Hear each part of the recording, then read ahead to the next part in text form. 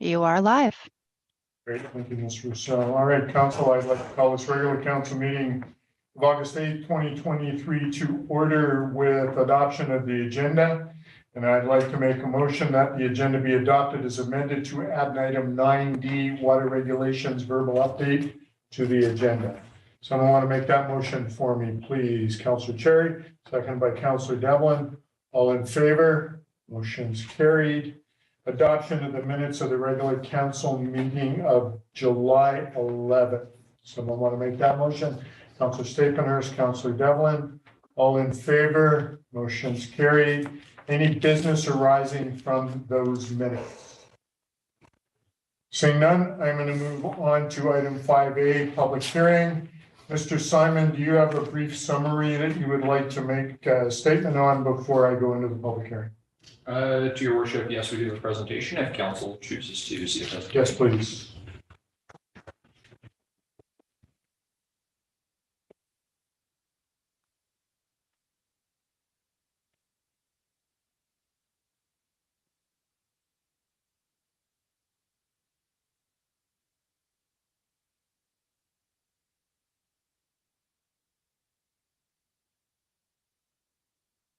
Thank you, your worship. So the presentation that is being provided to council today in advance of the public hearing for rezoning application zone 2018-02.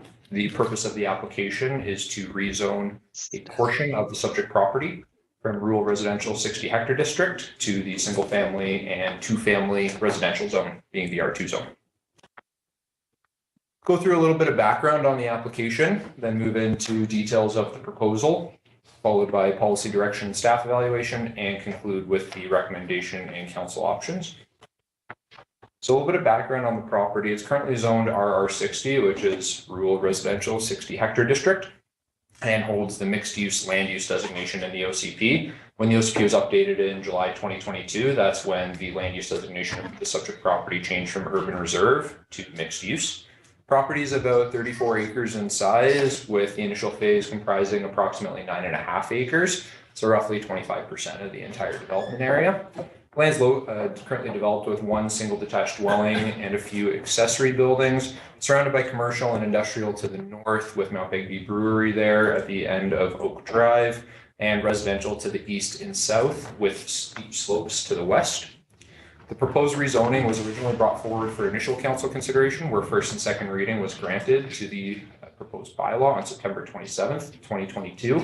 At that time, council passed a resolution that directed that the public hearing not be scheduled until after the conclusion of the 2022 municipal election.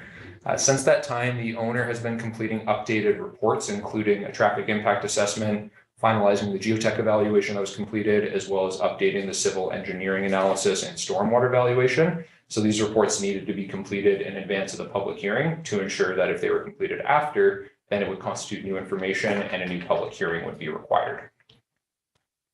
So getting into some details of the proposal, again, it's going from RR60 to R2, which would allow for 25 single detached or 2-unit residential lots. So you can see the portion of the property in the yellowy color here, shown as the R2 parcel, with a internal road configuration that would be finalized as part of a subdivision. So if all units are developed as 2-unit dwellings, so duplexes, then there could be 50 dwelling units with secondary suites contained in each unit, so for a total of 100 units. Lots range in size from 794 square meters to about 3,800 square meters. Again, this will be finalized as part of the subdivision. And ultimately, what we're anticipating is that this would be the lowest density as part of this overall development of the subject property, somewhere between 6.5 and 13 units per hectare, depending if single family or 2-unit dwellings are constructed. You can see the remainder of the parcel, which is not the subject of this rezoning application. The rough plan is that it's going to be developed in a way to accommodate both local commercial mixed-use buildings as well as higher density residential development. So subsequent phases would include things like row houses, apartment buildings, and mixed-use buildings. The mixed use is anticipated to be centralized along Oak Street. And as part of that future rezoning application that would be coming before council for a decision to be rendered, discussions around amenity negotiations with that increased density, works and services for necessary offsite infrastructure improvements would need to be had prior to a decision on that rezoning application for the future. As part of the subdivision requirements for phase one, consideration of parkland dedication will be required as well. And in addition, pathway connectivity for pedestrians. It's anticipated that a sidewalk adjacent to Johnson Way on the east side of the development would be required. And we would also need to establish pedestrian connections from phase one to the remainder of the development in accordance with the recently approved Parks and Rec master plan.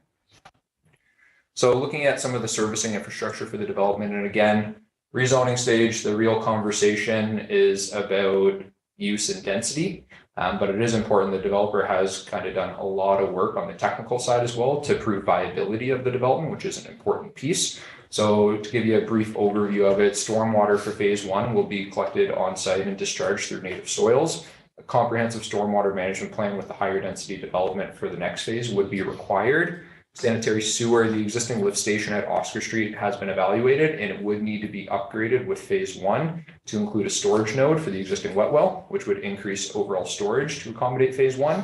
Further upgrades or a new lift station would be required with future development, as well as upgrades to the existing sanitary main that is undersized.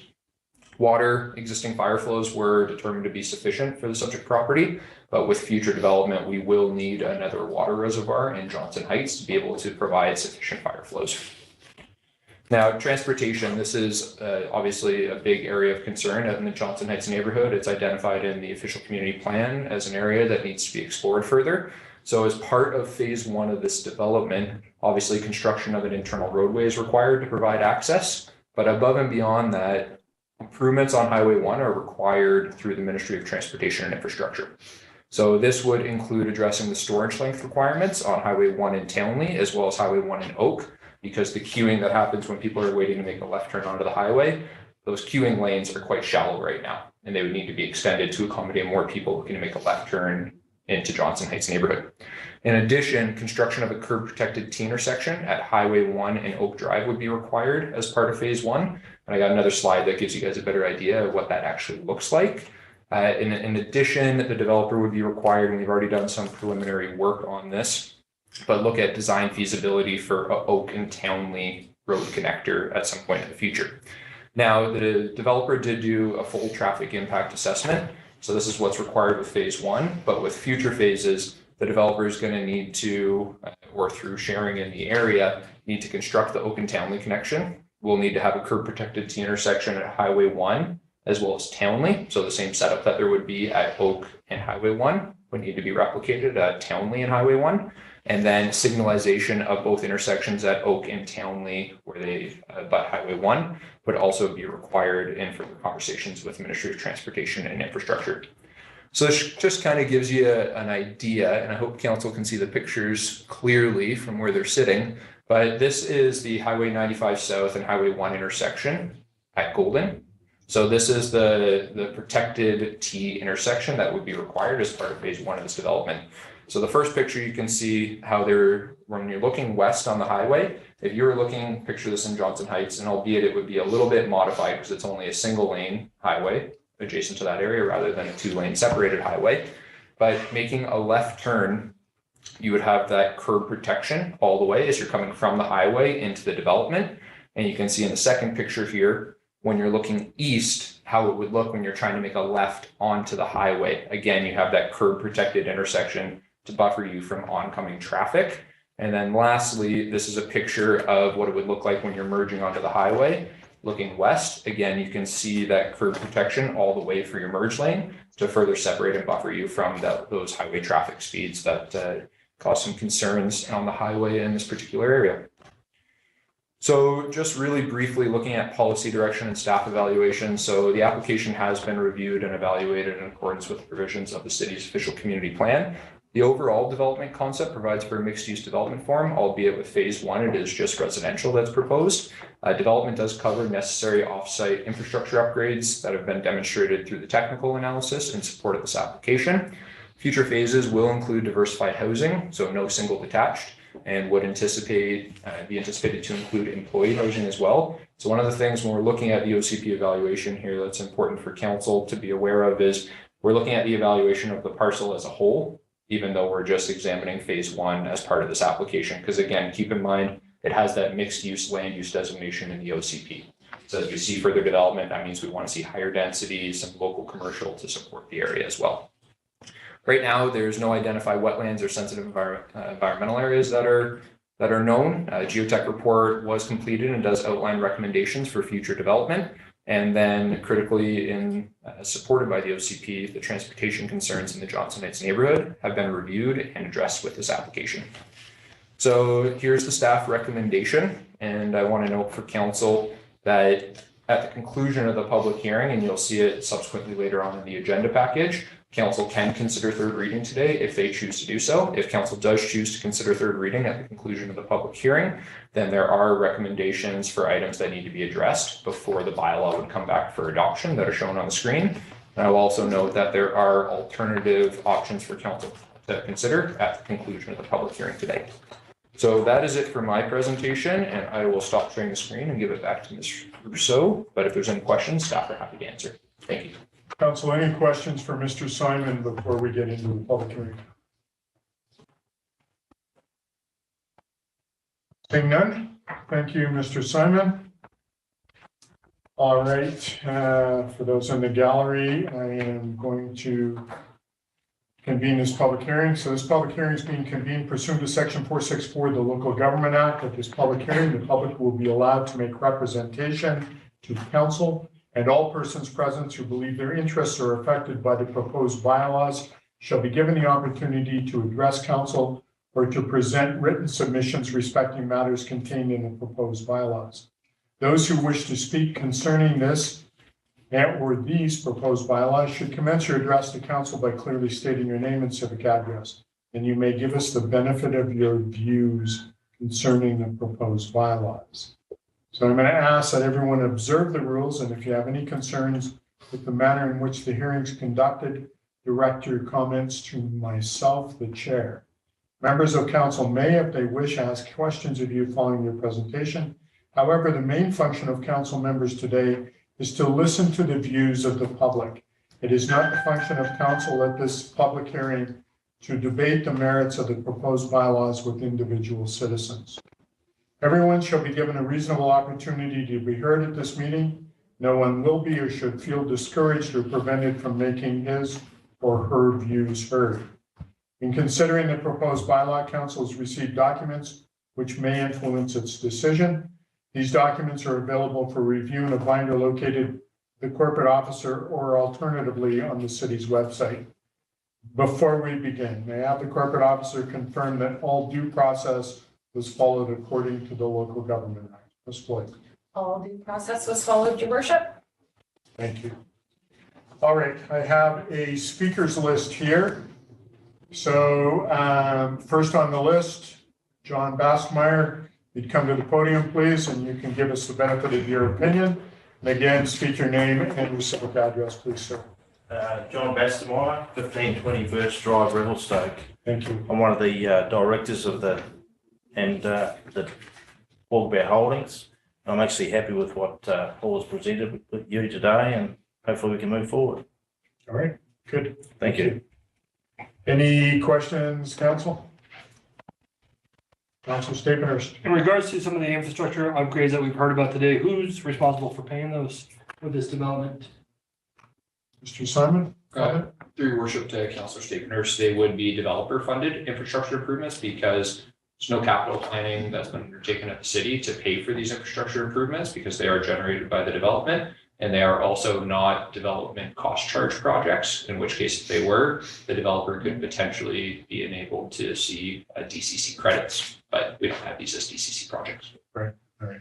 Paul. Follow-up question. Just two other questions. The lane separation that we saw in Golden, what's the speed going through there? Do you happen to know? Through your worship, I believe it's 80 kilometers, but I think Mr. Black. Mr. Black? 60 kilometers. And currently, what's the speed limit at the turnoff for Johnson Heights at that highway intersection? I believe it's a 70 kilometers. 70 kilometers, okay. No? It's 100. It's 100?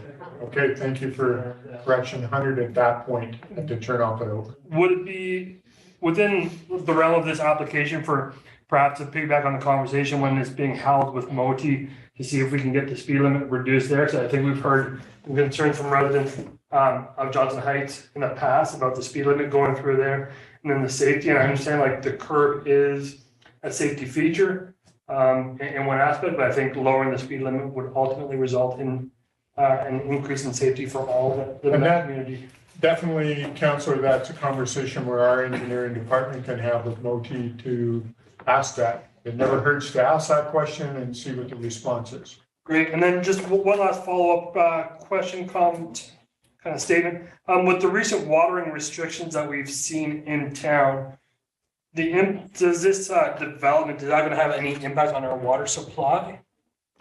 Well, I'll let you speak, Mr. Black, please. Through your worship, to all members of council, we are currently able to support all existing development through the proposed increase in population that was anticipated in the OCP update, and this project is one of those projects.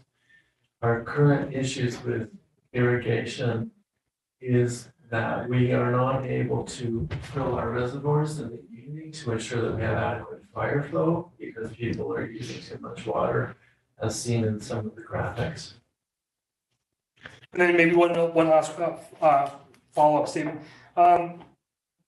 Would it be within the realm of the city right now to talk with the proponent in regards to incorporating some of the features that we see in fire smart communities and the best recommendation practices that are prescribed on that website for just to kind of safeguard our community a little bit further, and maybe even looking at like landscaping plans and designs from the forefront to incorporate some of those practices that we see?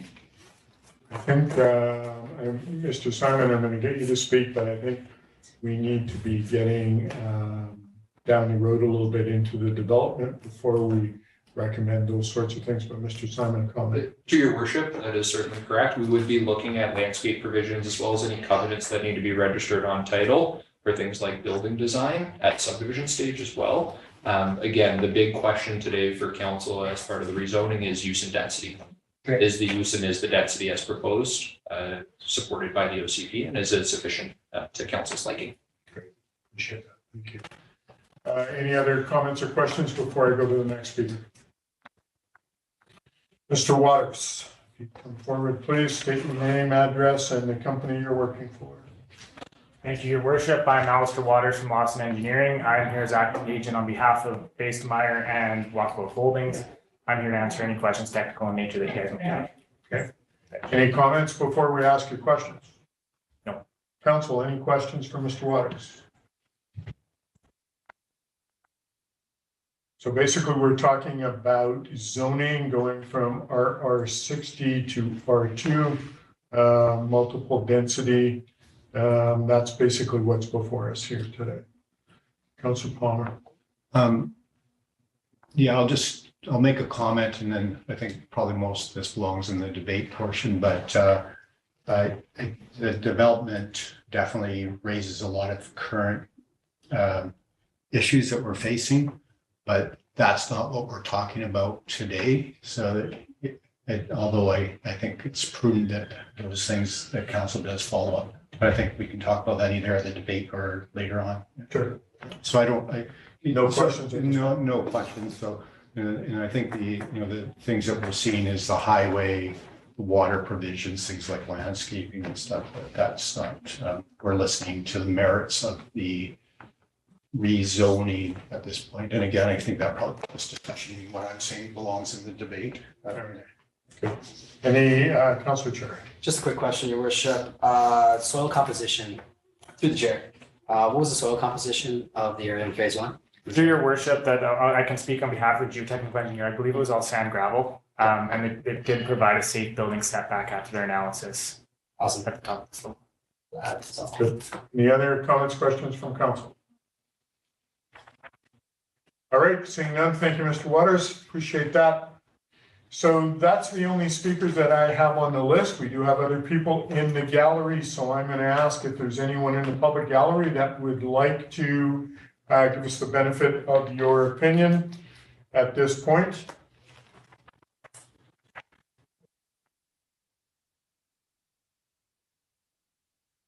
Seeing none, I'm going to go back to the speakers list. And for a second time, Ms. Fastmeyer, would you care to speak? Thank you. Okay. Mr. Waters, for a second time, would you care to speak? No, thank you. I'll go to the public again and ask for a second time. Is there anyone in the public gallery that would like to speak? Saying none, I will call for a third time. Is there anyone that wishes to give us the benefit of their opinion? Saying none, there being no further speakers, I declare this public hearing closed. Thank you very much for your submissions. I'll now call for a motion to close the public hearing. So can I have a motion? Councillor Palmer, Councillor Stapenhurst, all in favor? Motion's carried. This public hearing is closed, and we will carry on with our agenda, and this will be brought up in our bylaws under item number 9. So moving on to announcements from the mayor, I'm just going to briefly touch on water restrictions. They are now active. We are level 2 here in our community, which means there is no lawn watering via sprinklers. And we are within the city trying to abide by that, but we will be having areas of the community that will have water on.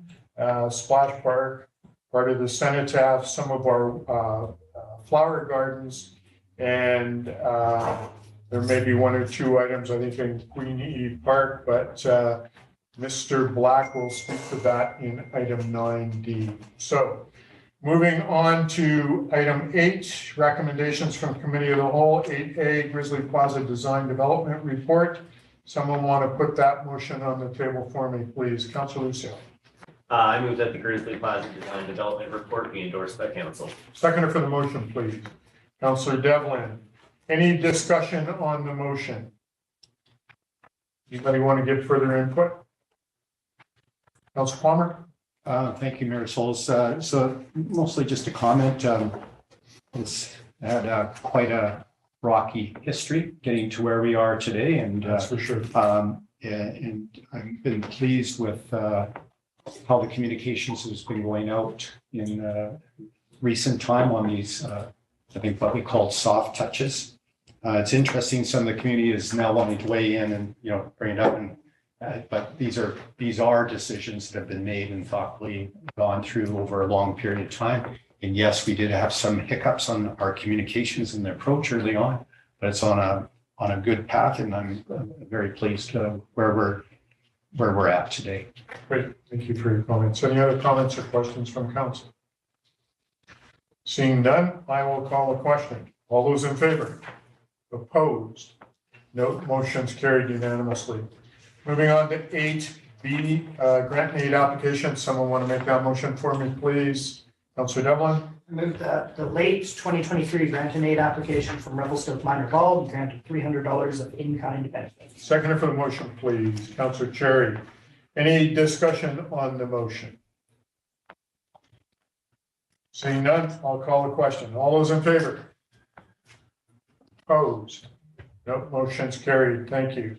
Moving on to 9A, Housing Agreement Bylaw 2362. Someone want to put that motion on the table, and then we can have a discussion. Councilor Cherry. Move that housing agreement bylaw number 2362 be read for a first, second, and third time. Seconder for the motion, please. Councilor Devlin. Discussion on the motion. Any comments? This is for the Hemlock Grove development. Councilor Stapenhurst, you have your hand up, and then Councilor Cherry. Just a question in regards to the agreement. I see there's a clause for affordable or below market. If it is affordable housing, is that rent geared to income? Mr. Simon, comment? Through your worship, I do believe Ms. Hartling is. Oh, sorry, Ms. Hartling, I'm sorry, I wasn't paying attention to the screen. Would you care to weigh in, please? Thanks, Your Worship. So the affordable housing is based on 30% of your before tax income. So it's based on the table you'll see in the staff report. We do have the housing needs and demands assessment. It's based on 2018 The report's 2018 based on 2016 census data. You'll see that it's calculated on the moderate to above moderate income. And that's based on your 30% of your total income before tax. That answer your question, Councillor Stiffners? Somewhat. So my understanding is that it's based on rent geared to income. So I guess maybe another question while I process that is, so what happens? So I see that this is for 8 years. What happens at the end of those 8 years? Because, yeah, it's just, I'm kind of curious, like, what happens to the tenants? What happens to the tenants? What happens to the rental rates? Okay. Maybe we can expand on that a little bit more. Sure. Ms. Hartling? Yeah, so this secures it for 8 years, and then the developer would be able to discharge the housing agreement after the 8 years. They still do have to follow provincial legislation through the residential tenancy branch, but the city is able to hold the rent, which also includes strata fees for 8 years at this rate, with the increases that the province does allow. So then after the 8 years, they would be able to discharge it. And then further to that, then there's a percentage maximum that the rent can go up from that period on. Is that correct, Ms. Hartling? Yes, and that's all regulated through the province with the percentage increase. Thank you. Councillor Chair. Thanks, Your Worship. As this is our very first housing agreement we've seen in 2023, I'm wondering if Mrs. Hartling has a presentation for us. Ms. Hartling, any presentation regarding this housing agreement? Through Your Worship, there's no presentation. I'm happy to go through the staff report if you'd like me to scroll through it, or if there's any direct questions based on items in the housing agreement or the development proposal. It is for the 39 townhome units, the 8 buildings. It's 15% of the units for density bonusing to be affordable housing. So that equates to 6 units in the development. So the development has 3 phases. The first phase is 3 buildings, and the developer has applied for the building permits for the first 3 buildings. With this housing agreement, the first 3 rental units would be required on phase 2, and then the last 3 units would be required at phase 3 building permits. There is a section within the housing agreement. Staff have discussed with the developer other options of affordable housing, as housing agreements they are staff administered. So other long-term options we have outlined, which would all have to come back for council for review. If the developer wanted to pursue a cash contribution to the Affordable Housing Reserve Fund, if by that time staff have a policy directing how to negotiate rates to go into that fund, that's something that might come back to council potentially. And if the developer is able to secure this development, there's a provincial program, the Attainable Housing Program through BC Housing, and that's for home ownership. And so that's outlined in the staff report as well. It's called the AHOP program. And so that is helping purchase houses below market. But it does have to be, you have to apply to the province and secure the development as that. So there is quite the process to get a development to fall under that program. But if they are successful with that, that's something that might be brought back to council if they are able to secure that before the phase 2. So right now you're looking at a housing agreement for a rental unit for $2,375, including strata fees for 8 years. It's quite similar to a housing agreement that was adopted in 2020 for the Stoke Living development up in Arrow Heights. And then you'll see in the staff report as well, there was another housing agreement, but that was for of a Victoria Road for one building, 1 phase, 1 bedroom unit. So this one's quite comparable to, they're securing 3 to 4 units and for an 8-year period. So it's quite comparable to agreements that we've adopted in 2020. We're in 2023 now. Rates have gone up. Wages hopefully have gone up by the 1.8% as calculated in the Housing Action Plan. So the rate that is proposed, it does say above moderate to above moderate. That's an income threshold. It's aiming for families. So it's 3 to 4 bedroom units with a household income of about 90 to 100 grand. And so that would be that moderate income level at today's income threshold. So no presentation, but I can keep answering questions if you like. Any other comments or questions from council? Councilor Charity. My first question is, how many bedrooms are these units that were being discussed today? And the document doesn't actually list that. Through your worship, yes, the report and document do have it. It's 3 to 4 bedrooms. It's in Schedule A of the housing agreement, and it's also in the first part of the housing agreement and the staff report. So it's a range of 3 to 4 bedrooms. So minimum 3. Follow up, Councilor, before I go to Councilor Orlando. I will, if you don't mind coming back to me, Your Worship. Okay, Councilor Orlando, you have your hand up? Yes, Your Worship, thank you. Through the chair, I have a few questions of Ms. Hartling, just focusing on how the agreement, the nitty-gritty details of how the housing agreements work. Basically, what I'm driving at is, housing's hard to come by here. There's lots of families who, get evicted or from their places and need a place to live, including residents who've lived here for a long time. And I guess my concern is always whether they can have a crack at this type of housing. So that's really what I'm driving at here. Now, having read the agreement, it references 2 past similar agreements that have been adopted in the past few years. My first question is, have those units been completed in those first 2 agreements? I don't know where they're at and whether they've been occupied yet, the rental units, the cap price rental units. Ms. Hartling. Through your worship, the one on Victoria Road, no, it has not been occupied yet. For the one close to Hay Road, Mr. Simon's in attendance. I don't think that they've required to have a rental unit, but I'll ask Mr. Simon to weigh in on that. Mr. Simon. Through your worship, Councilor Orlando, none of the developments where they have entered into a housing agreement with the city have any units that are at occupancy stage. Okay. Yes, thank you. And I guess to try and encapsulate the rest of my questions into just one question, basically, how is staff?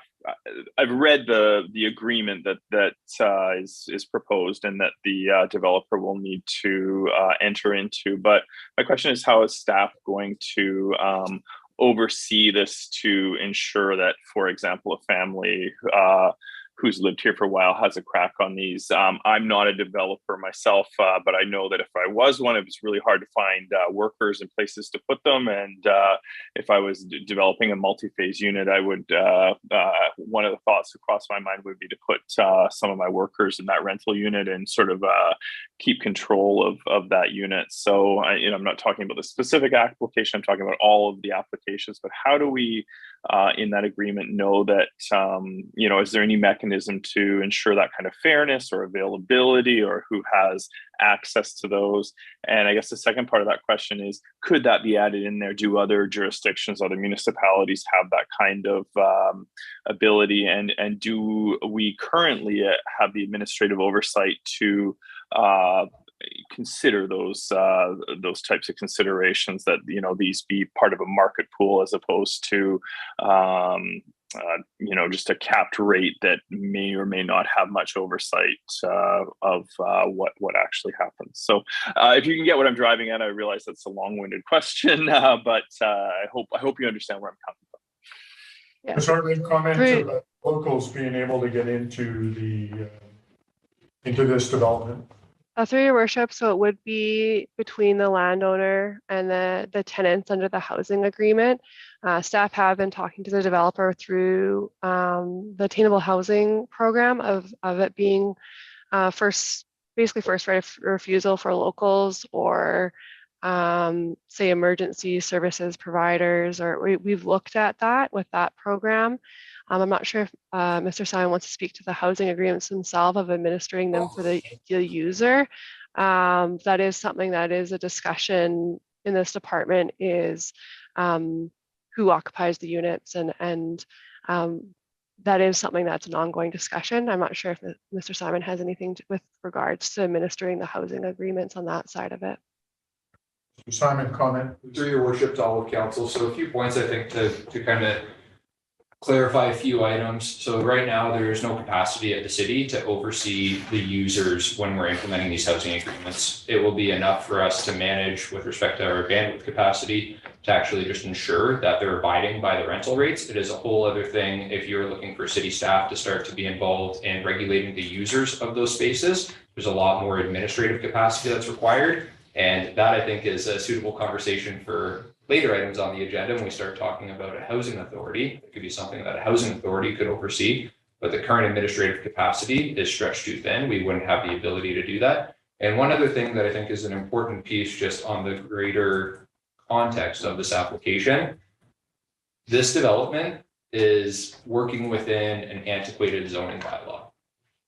The density that they're building at is not something that by right really should have had to take advantage of density bonusing and therefore provide amenities to the city.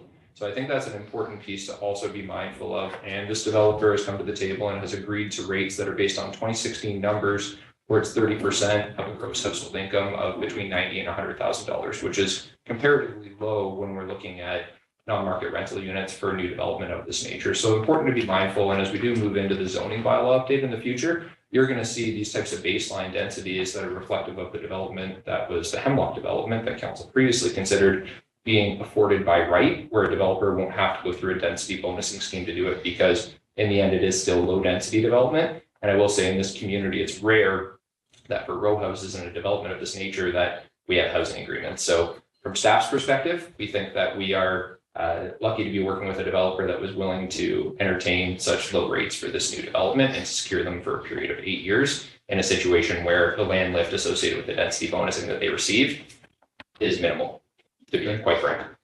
Thank you. Councilor Orlando, I'm just going to go back to you for follow-up before I go to other council. Yeah, Your Worship, I do have a follow-up, just one quick one. And I would just like to thank Ms. Hartling and Mr. Simon for the forthright answer, because that was my concern, is that there is no capacity to really thoroughly oversee these things. So my question that follows up on that is, as we explore options for things like a housing authority or other resources like that, what are other jurisdictions doing? What mechanisms do they have in place to, for example, better instill fairness in this process? Is there somewhere on the ice we should be skating to have a situation where these for whatever the vague term of fairness for everyone be applied as we enter into these types of agreements, or revise our bylaws to not have these types of requirements in place. So, Ms. Hartling, do you have comment or do you want me to go to Mr. Simon? Through your worship, just for clarification, for fairness, are you speaking to the fairness as the development coming into the excuse me, the zoning bylaw for units per density of when they trigger this need for a housing agreement? Or are you speaking fairness to the rate of what the units are? I'm just trying to clarify if what aspect of what we're looking at there. Thank you. Yeah, not the rate, not the cost, but just basically who has the ability to apply and live in the space, and if there is any, for example, way we can fit social objectives in there or other types of objectives. So, I'm looking for sort of just a best practices, future focused, as we continue on improving our housing situation where we need to be headed. Through your worship, I'll answer a little bit, but I would direct it to Mr. Simon as we are working on updating our policies and how we collect funds for the attainable or the affordable housing reserve. So yeah, with the current structure that we have for this density bonusing, housing agreements is not regulating the user, it's regulating the rate that they have to have it at, the developer. But we are looking at, and Mr. Simon can clarify this, for the lands that say are city lands that we do have funds for affordable housing. That's where there can be more parameters put in place for who the users are and eligible for those programs, working with BC Housing and working with local associations. So I'll just pass it on to Mr. Simon because he's been working a lot on those aspects, and it might be more of a conversation later on in another agenda item as well. Mr. Simon. Through your worship to Councillor Orlando, Ms. Hartling is correct. The biggest thing, there are options out there. We could staff up a planning department full of housing planners and social planners that are responsible for overseeing this. So obviously budget and taxation implications there. We could have a housing corporation, we could have a full-fledged housing authority. This really is a much bigger, broader conversation. And even as we start to delve into it, refining that scope and understanding how such an entity could coalesce with the private sector for developers that are taking advantage of density bonusing. The big question I have is, do we have an entity that we can establish as a municipality that would oversee these housing agreements and the administration of them, even when it's not development on city land, but it's development on private land that's leveraging density bonusing? So there's all these unanswered questions that we need to methodically review as we explore something like a housing authority. And for the time being, what you are seeing is staff working within the confines of our existing bylaw to try and get some semblance of a break in the market right now that is so challenging in Revelstoke to see reduced rents for developments that are coming in and going through the process. This is a much bigger conversation about how we regulate users that are going into these spaces and who has the oversight and the administrative capacity to ensure it is successful in its implementation and that we're actually reporting on it as well. So I would say it's a much bigger conversation, but in a nutshell, a lot more resources need to be directed towards this from the city if we want to take an active role in it. Okay, appreciate that. Thank you so much. Thank you so much for your answers. Councillor Staphenhurst, then Councillor Chair. Yeah, thank you. Through the chair to Councillor Orlando. I just want to express my concern that when we're talking about regulating the end users, especially in the housing market, we have to be extremely cautious that we're not putting ourselves in a position to be viewed as being discriminatory or having unfair practices or any kind of measures that's going to lead to a litigious situation. So just want to express my concerns in regards to that. Okay, thank you. I'm certainly not advocating for anything that's discriminatory. I need to address your worship through the chair, something that was directed directly at me. That's not what I'm talking about right now. Is future policy focus, which is also included furthermore on this agenda on how we can meet these social objectives for people. Certainly, it's not about discriminating about anyone. Thank you. Great, thank you, councillors. Councillor Cherry. Thanks, Your Worship. Just got a couple more direct questions through the chair. Do we have any examples where the AHOP program's been used in our community? Ms. Hartling. Through your worship, I'm not aware of any that have been used yet. That's too bad because it is very interesting. I'd love to see that come to fruition. My next question is, with us basing these prices on 2016 census data, the rental rate pricing, is there a chance that these prices would then change in the future after we've already gone through all this, or is this fixed as of today, these rates? Ms. Hartling. Through your worship, this would be fixed, yes. Thank you. My last question is through the chair. With our upcoming zoning bylaw update, will this still be existing and in play even if the zoning changes across the city for this development? Ms. Hartman? Yeah, through your worship, yeah, it's for an 8-year period. And so they would have to abide by the rent for those full 8 years within the agreement, registered on the title through covenant and bylaw. They would have to come to council to amend the bylaw if there's any proposal to make any changes. However, it's fixed and set at 8 years if this was to be adopted today. Mr. Simon, you have comments? Yeah, through your worship, and just Sartling covered it through the confirmation that gets registered on title via covenant. And I just want to verify, Ms. Sartling can certainly correct me if I'm wrong. I believe that the rates are able to increase year over year, but only by the amounts that are prescribed for under the Residential Tenancy Act when they come out each year. That's typically how these standard housing agreements are put together. Okay. So usually between 1% and 3%. Just as an example, this year was 2% increase. Okay. But that's all my questions, your worship. Thanks. Okay, thank you. Any other comments or questions from council regarding this? Councilor Lucero. Thank you, Mayor Schultz. I just have a question about the cash and lieu payment. Is there a structure that the city has for what we would be getting paid per unit, or is it based per bedroom? Through your worship. So we have the reserve fund and a policy for that.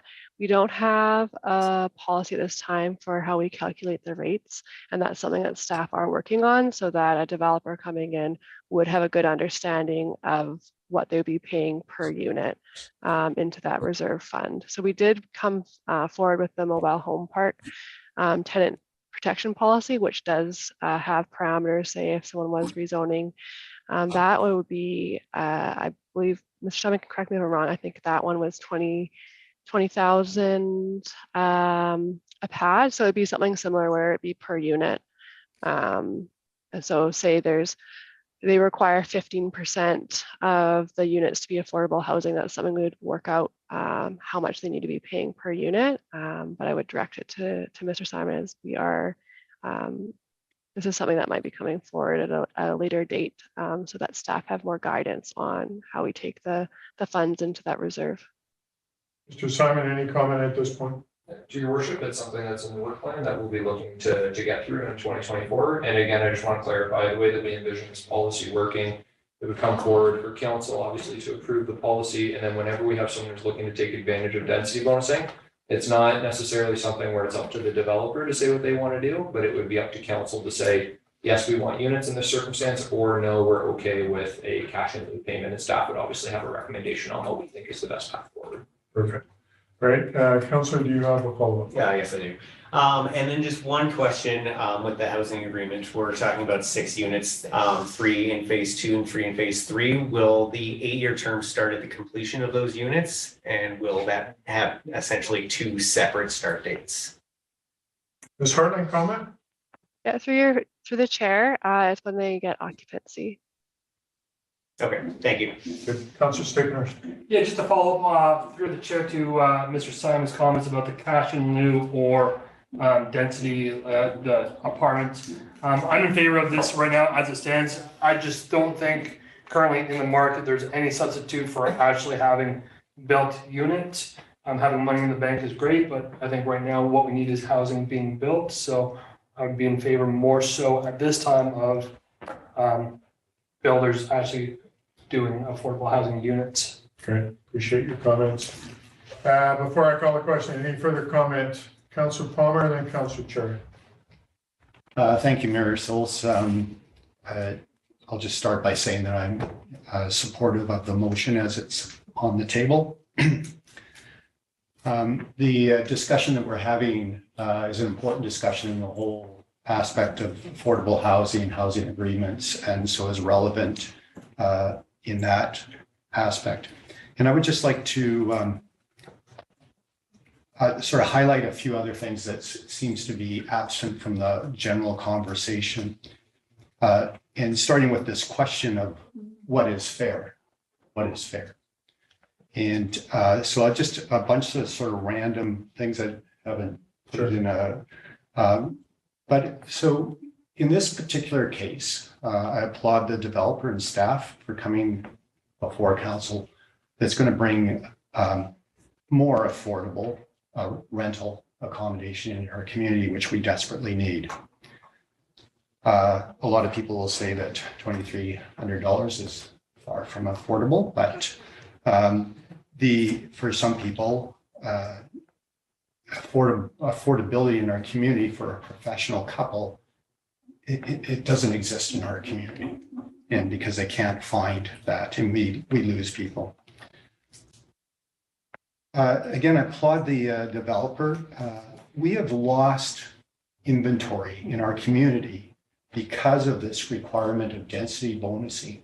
Some developers recently have chosen to not go into this because of the bureaucracy and the cost to the developer.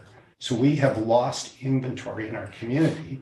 So those are units that didn't get built because of a requirement of a housing agreement for affordable housing. And that subsequently puts a reduction on the inventory, drives prices up. It's just a thought. Again, on the fairness, so in this case, the developer is paying for affordable housing directly out of her or his pocket, their pocket, and for whatever reasons, rather than not having this, because there is a cost that looks like for 8 years that person or people are going to bear for that period of time. And so is that fair? Well, they've agreed to do it, so it's fair. And I applaud them for that. That developer is also paying through the taxation like everybody else into the province for affordable housing, including the provincial affordable housing that for how many years now has the current provincial government had the proposal for affordable housing that our staff are bending over backwards to help facilitate, and they can't get their act together on 4th Street. That's inventory that's not there. And they bought up a bunch of stuff out of the private market, the provincial government, years ago, and they still haven't finished the renovations. They kicked a bunch of people out. Where is the province? And then the province has the audacity to be blaming local governments on not facilitating developments. And we have staff that are breaking their backs to make this happen. And so just, again, some thoughts as to where is the province? The other thing that absent in this discussion is there's this hyper focus on subsidized housing, rental housing.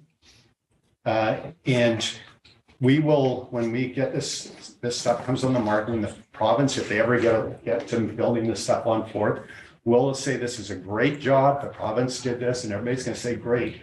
Affordable housing. No, that's a failure on our as society of getting market on there for affordable housing ownership. And by the lack of inventory, this is the unintended consequences by not having the inventory, subsidizing rent so that even people that are in good jobs can't afford housing. Then we tax the heck out of them, and it's just this endless thing. So, and don't get me wrong, I relayed this story for myself. Subsidized housing for my mom saved her life. Right. Absolutely, there's a need. But when society is to the point where we have to subsidize housing, and then you have these unintended consequences of making housing not affordable, that is a failure on our community. So going back to the motion on the table, I applaud the developer. Here's some more units. Let's get this passed. Let's not bog this down in more bureaucracy so that this doesn't get built. Let's get this done. And certainly we're going to continue having a conversation on the housing agreement, housing authority. But let's not forget these other aspects as to, especially on affordable housing ownership and getting inventory on our market. Thank you, Mayor Schultz. Thank you, Councilor Palmer. Councilor Cherry. Thanks, Your Worship. I don't want to take away from Councilor Palmer's everything he just said. I do have one very specific question as per our housing agreement here. Just let me pull it back up. under section O, rental housing. It says here for use for rental accommodation on a month-to-month or longer basis in accordance with this agreement. Is it possible to have that set to a year baseline long-term lease that then dictates or then goes back to month-to-month? Ms. Hartling, comment? So just looking through the rental agreement, what section was that? Oh, 1.10? sorry, 1.10. Okay. I'm curious if we're able to have a baseline of 1 year tenancy that then switches month-to-month. Talking about. Through your worship, the housing agreement the standard template has been vetted through our legal counsel. That is getting into the Residential Tenancy Act legislation. I'm not sure if Mr. Simon has more on this, but that is something that if you're wanting to change that, it would have to come back to council, I believe, but I will direct that to Mr. Simon. Mr. Simon, and then Councilor Palmer. Through your worship to Councilor Cherry. So if council wanted to amend the bylaw right now, that's certainly something that's within the purview of council. One of the areas I would flag as a potential risk is generally if there's going to be changes, we want to discuss them with the proponent before to make sure that the proponent is okay with them and then bring it back to council. Because if council makes a change and then we go back and have discussion with the proponent and they're not okay with it, then we kind of become stuck between this rock and a hard place and it delays the project. Thanks, I actually was saying my question. All right, good. Councilor Palmer. Yeah, I'll rescind my rebuttal. All right, so in my mind, we're at the point for me to call the question. Is there any further comment that's imperative to the decision that's going to be made? Seeing none, all those in favor? Opposed? No, motion's carried unanimously. Thank you. Thank you, Ms. Hartley. Thank you, Mr. Simon. Thank you to our proponent to agree to this. All right, let's move on to 9B. Going back to 1121 Johnson Way. Does someone have the comfortable in putting the zoning amendment bylaw reading on a third time? Stare at me, Arno. Councilor Devlin. All right, I move that zoning amendment bylaw number 2345 be read a third time. Seconder for that motion, please. Councilor Cherry. Any further discussion on that motion? Councilor Orlando, then Councilor Palmer. Your worship, thank you. Just a question through the chair. I was hoping for a more layperson's explanation of sequencing of the requirements for traffic management at the highway intersection, as well as future connection to Townley Street. If it could just be put simply, got to do this first or that first, or this is the condition that happens and when it will all happen. Thank you. Mr. Simon? Through your worship, Councilor Orlando, certainly everything that's required here prior to adoption of the bylaw. So you'll see it's the subsequent resolution. I don't want to skip ahead, but they are important to understand in tandem. You'll see there are numerous items in there that the proponent needs to complete that involves entering into agreements with both the city as well as the Ministry of Transportation and Infrastructure. They have to complete those required improvements before phase one can be completed. So there's still some details that we'd have to sort through in terms of the nitty-gritty specifics of the agreements, but generally speaking, before you get to occupancy of phase one buildings, all of those improvements that are required in terms of highway infrastructure would need to be completed to the satisfaction of the ministry, but it will ultimately be at the discretion of the ministry. The one thing that we're very clear on is that it needs to be complete before phase one gets going. Does that answer your question, Councilor Orlando? Your worship, yes, it does. Thank you very much, Mr. Simon. Next, Councilor Palmer. Thank you, Mayor Souls. I'm supportive of the motion as it stands. We were starting to divert into some of the other items that aren't, they're related to this conversation, maybe not so much for the public hearing. So the highway, the MODI requirements, I think that's largely being dictated by the Ministry of Transportation. Just a comment, the golden example probably is not very compelling to me as an individual as to those requirements, but I'm not a traffic engineer. I'm not so sure that that's the most brilliant utilization of their basically their town front in that area, and I'm not sure that it overly applies here. There is questions that I'm definitely, I drove that way actually coming into town today along the highway and turning off, and noted that there's deficiencies there already. So this will probably help. I'll trust the engineers that they're doing the right thing.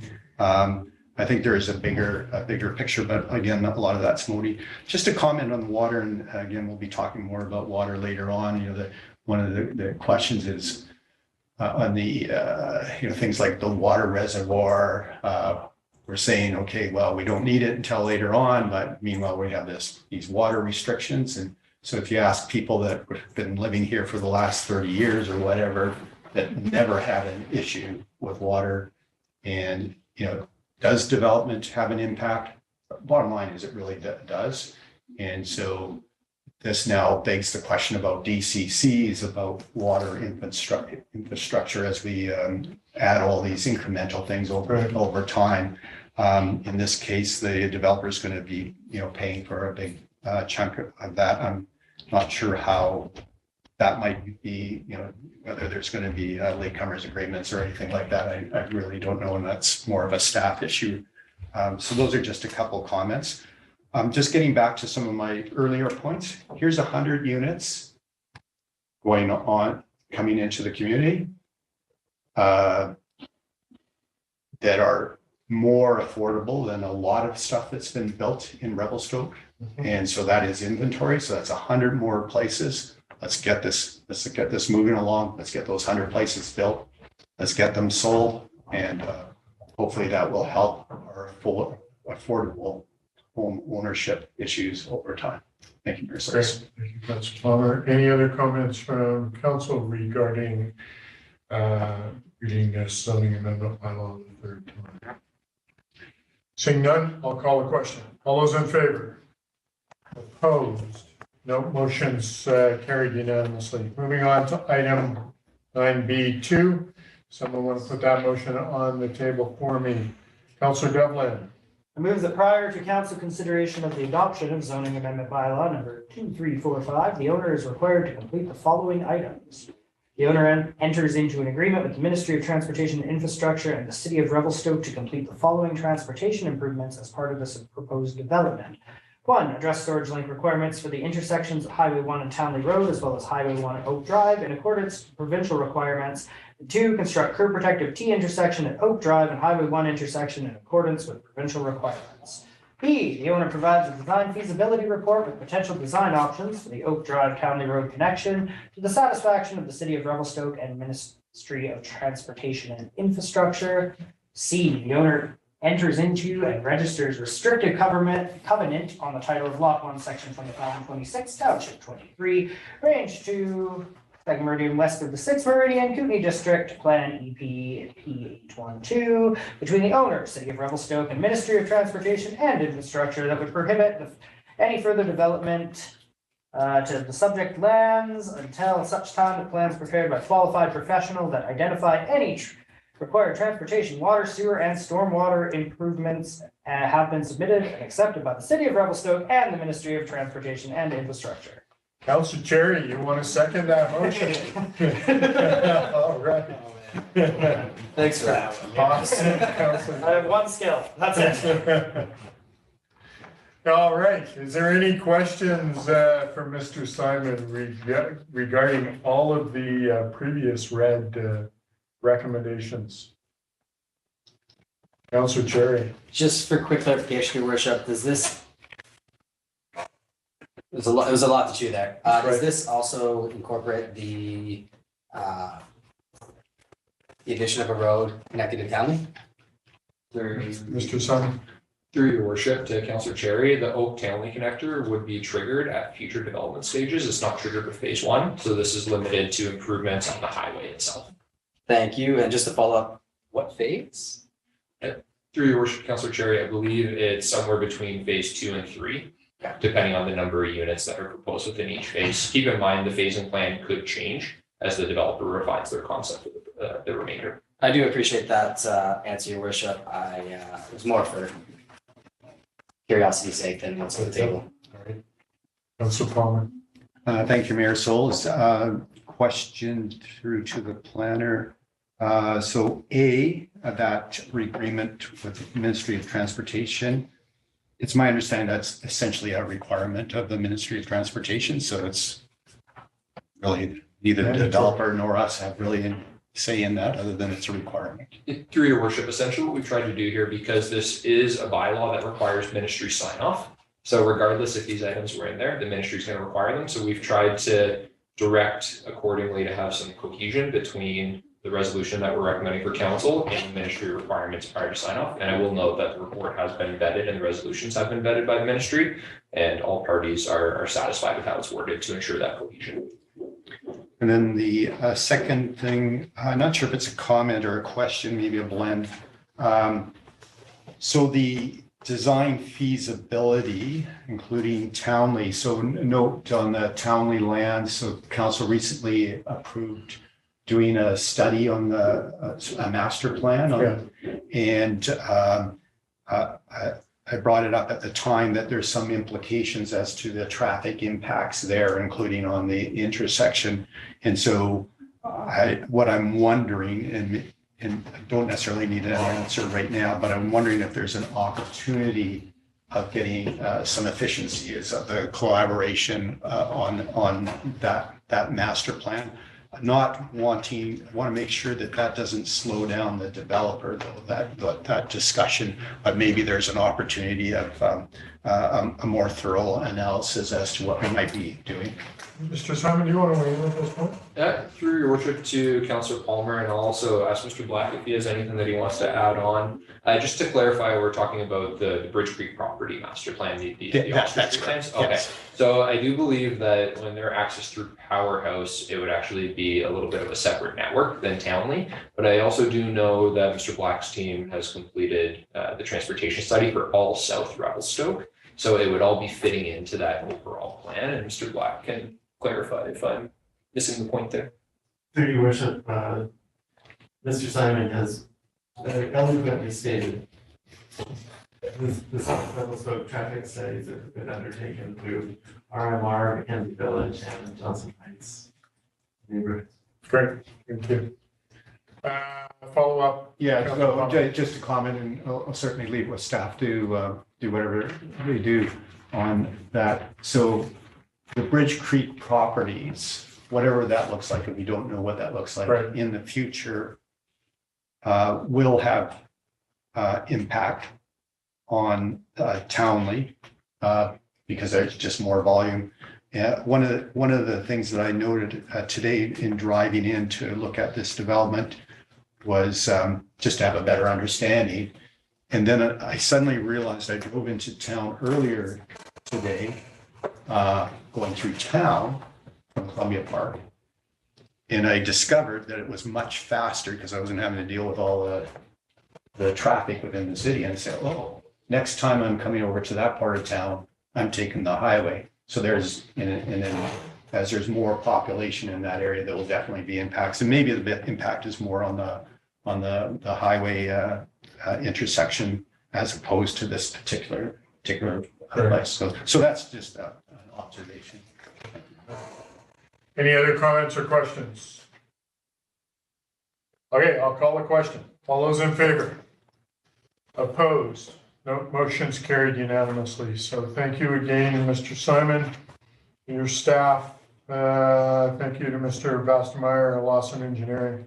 Appreciate being able to get this moving forward. Let's move on now to item 9C, zoning bylaw text amendment, C6A zoning, and just a brief discussion or summary, Mr. Simon.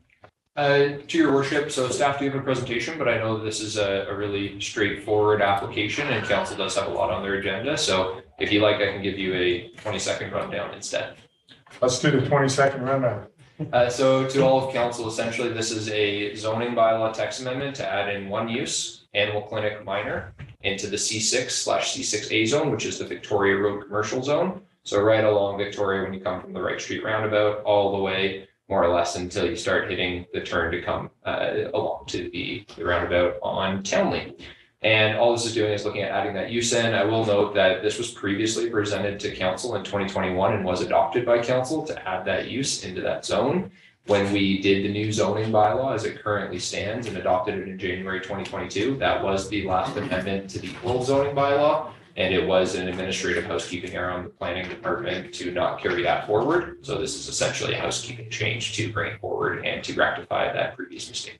Great, appreciate it. All right, so I want to put item number 1 on the table for me, please. Councilor Lusar. I move that zoning amendment bylaw number 2363 be read at first time. Second for that motion, Councilor Devlin. Any discussion on that motion? Councilor Stapenhurst. Just a question through the chair to Mr. Simon. I'm just curious as to why this isn't being included in any of the other commercial zones such as C3, C4, and C8, C12. Mr. Simon. Through your worship, Councilor Stapenhurst, excellent question. And as we are delving into this comprehensive zoning bylaw update and crafting the zones, well, you will see this is a major amenity for the community to have vet clinics. And we all know we need a 24-hour vet clinic. And the more you permit that use, it's a desirable use, the more likely we are to get one. So as part of that comprehensive update, we are going to be examining adding it into a multitude of zones. Great. And we have a proposal here for this one. So, all right. Any other questions? Seeing none. All those in favor of first reading? This is passed unanimously. Someone want to do item number 2 for me, please? Councilor Luciano, you want to repeat that? Sure, that zoning amendment bylaw number 2363 be read a second and third time. Second for the motion, Councilor Cherry. Any discussion on that motion? Seeing none, all those in favor? Opposed? No, motion's carried unanimously. Thank you, Mr. Simon. Thank you, Council. Moving on to D, Engineering Water Regulations Amendment Bylaw. Do you have a little presentation, Mr. Black? Through your worship to all members of council, Mr. Rousseau will speak to this minor amendment. Okay, Ms. Rousseau. Hi, Council and your worship. This is just a minor housekeeping measure to ensure that the city can achieve its conservation goals of having adequate drinking water and fire protection. The water regulation bylaw itself is an older bylaw. It could use an overhaul. However, this will allow us to achieve what we desire in the interim. As the bylaw stands today, we can only ticket for watering outside of odd and even property addresses and hours, and not under stage 2, which is authorized as per the Director of Engineering. So we didn't have that caveat in there, what we'd like to put in now. And also it provides an exemption for, which is intended for new lawns being put down, but they should be getting an exemption from Public Works. And as the bylaw reads right now, it's simply if you have a building permit, which is not the intention. So just cleaning up a little bit of the verbiage here so that we can enforce our water conservation goals. So at this point, Mr. Black, do we want to have a brief discussion on water restrictions before we read this amendment, or how do you feel? Through your worship, I'm available to answer any questions. I believe that council is aware. We did last week have quite a dynamic discussion via email and Teams. Completed quite a lot of public information and outreach. We are in a situation where our water plant is at capacity. Our alternative water supply is the golf course wells. And typically that well only operates in the summertime, only during the periods of time when we need to irrigate. Currently, as of last week, that well was operating instead of its normal 3 to 4 hours a day, 7 hours a day. This impacts the whole community. It impacts the water utility.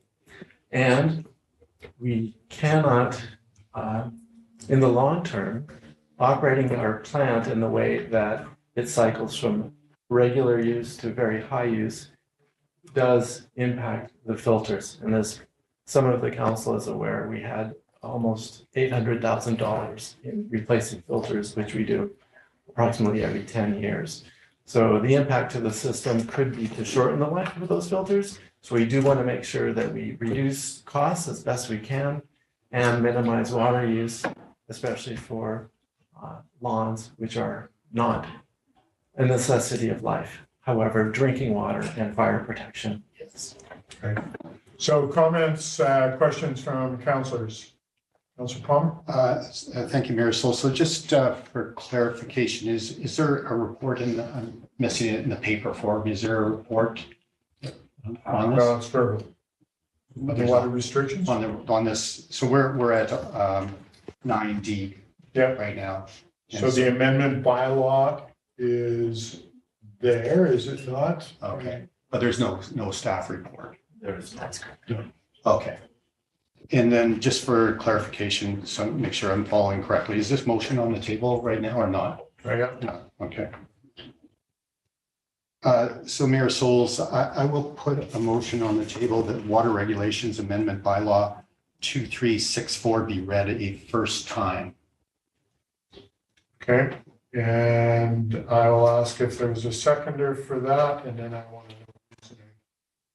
I can certainly give reasoning right now. Okay, good.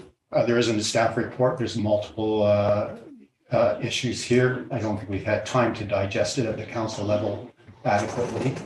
And it's being very, very reactive on a specific item. And so I think there needs to be more thought put on it. So it is really to allow more time for us to give this some deeper consideration. Okay, so seconder for the motion. Councillor Stapleton. Now, further discussion on this motion. I'll speak to the motion then now formally. Yeah, so obviously the Water Regulations Amendment Bylaw needs to be updated. We need to have a better understanding. I need, as an individual councillor, need to have a better understanding of various implications, including water supply, how restrictions are going to be applied. This is, news that basically it's not enforceable outside the time frame. How we're communicating this, and so I'm suggesting we get this first reading and allow council sufficient time to really digest and have be more prepared with fuller questions. Okay. Any further discussion on the motion on the table? Councillor Cherry. Thanks, Your Worship. I think we're all here now. This was added to the agenda as per Councillor Palmer's request. I don't see why we don't have the opportunity to take the time right now to ask the questions, if he has any. So, Mayor Souls, through the chair. So I requested a discussion on the water regulations and what we're dealing with today. I certainly did not request a bylaw. And so that.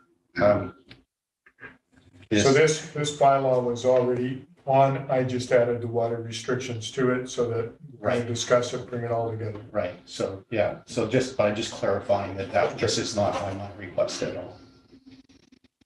And just for clarity to the rest of council, we can just rush ahead without adequate thought on this. From my perspective, maybe you've thought it through and say, okay, we don't need to discuss things on food security, gardens, watering's done on that. Other things on right now, there is basically a staff-driven restriction, which I'm hearing is voluntary, essentially. So that's an interesting comment. And I think there is a number of community concerns out there, including the premise that the water treatment was built in the first place, and then the additional demand as development goes ahead. There's questions on the development up on the hill. Yes, they're going to have to do reservoir. Is there supply? Global warming issues. So I think make sure that we get the right wording so that we're not coming back again another time. So I don't think this is really harming anything.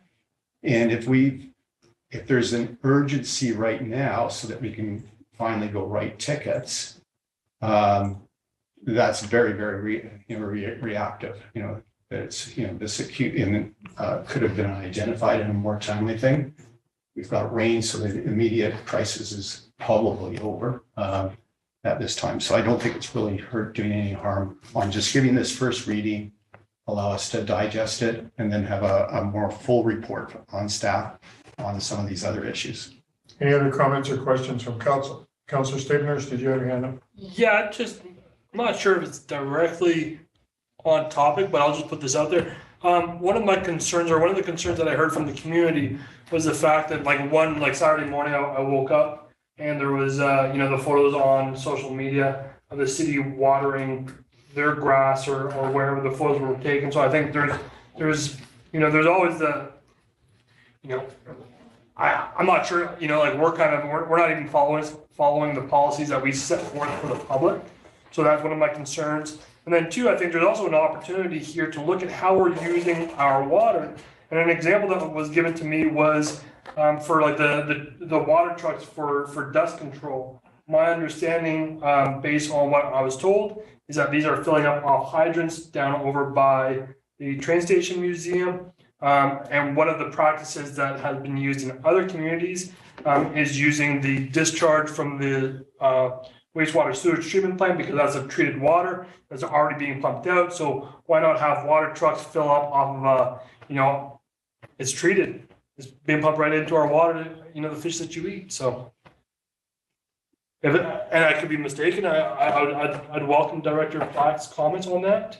But I think it's just an opportunity to maybe look at how we're using our water. I expressed some concerns with the development up in Johnson Heights. May not be the best time to have that conversation right now. Maybe we have that conversation further down the line, but I'd like to see us start, being proactive instead of reactive, and start looking at how we can, adapt to the changes that we're seeing, not just in our community, but in communities across BC. So those are my comments. Thank you. Okay, so Mr. Black, any comments? Thank you, Your Worship. Firstly, by council moving forward with third reading on this would allow staff to adopt this at our next council meeting. By stopping at the first reading, effectively you've hamstrung staff and bylaw to do any enforcement action whatsoever regarding these restrictions. The water master plan speaks very clearly to the demands, the needs, the locations, the costs of all future infrastructure needed to consider and make sure that we have adequate supply for what is proposed in the 20-year plan of the OCP. Whether that occurs slower or faster is a market-driven exercise. The splash park has a cistern in it, so that water is reused, and that is water that is used for dust control. Typically, the ditches adjacent to the railroad tracks on Track Street are where trucks fill up for their non-potable use. And yes, on occasions, people who go to the public works yard and pay for their water with a meter that's attached to a fire hydrant. I think that is where we are. I'd be glad to answer any other questions. It's a rather broad subject. However, it's council's discretion on where you want to go with this. In my opinion, it's appropriate for us to enforce things that we have told the community. As the mayor is aware, he did receive a ticket for that altercation that staff were not totally upfront with making sure that our infrastructure was turned off. And I'm pleased to say he did pay that ticket this morning. We are, and I believe this is the first time in over 20 plus years that this has occurred, and Ms. Floyd and the mayor may be able to provide additional guidance as to when the last time, if ever, we've had water restrictions in place. Not level 2. We've always had the odd number whatnot for probably the last 10 or 15 years. But the level 2, this is the first time. So in my conversation with the provincial government, we were asked to go to higher restrictions. All other communities or most other communities have been following suit. Some are at level 5 because they don't have the water that we have. So, Mr. Black, you were the one that was making the decisions to go to level 2, and I am going to compliment you for that, because we want to make sure that we have water. We want to make sure that we're doing the right thing. We have been limiting water use, city water use, on many things. Cemetery is a prime example, where if you were to go there now, you'll see all of the lawns are dried up. And that was intentional, to make sure that we had water for other uses. Some of the lawns, like the splash park, is getting watered. It's a little easier for our service that we're providing, that our children have a nice soft grass underfoot. Cenotaph that water, some of the water, we call it the underground sprinklers, were pointing in the wrong direction. My understanding, staff are working on that today. And there's some limited use with some of the soccer fields to make sure that we had something, that the service that we provide to our community is there. Now, having said that, I'm in support of us being able to have some teeth with water regulations.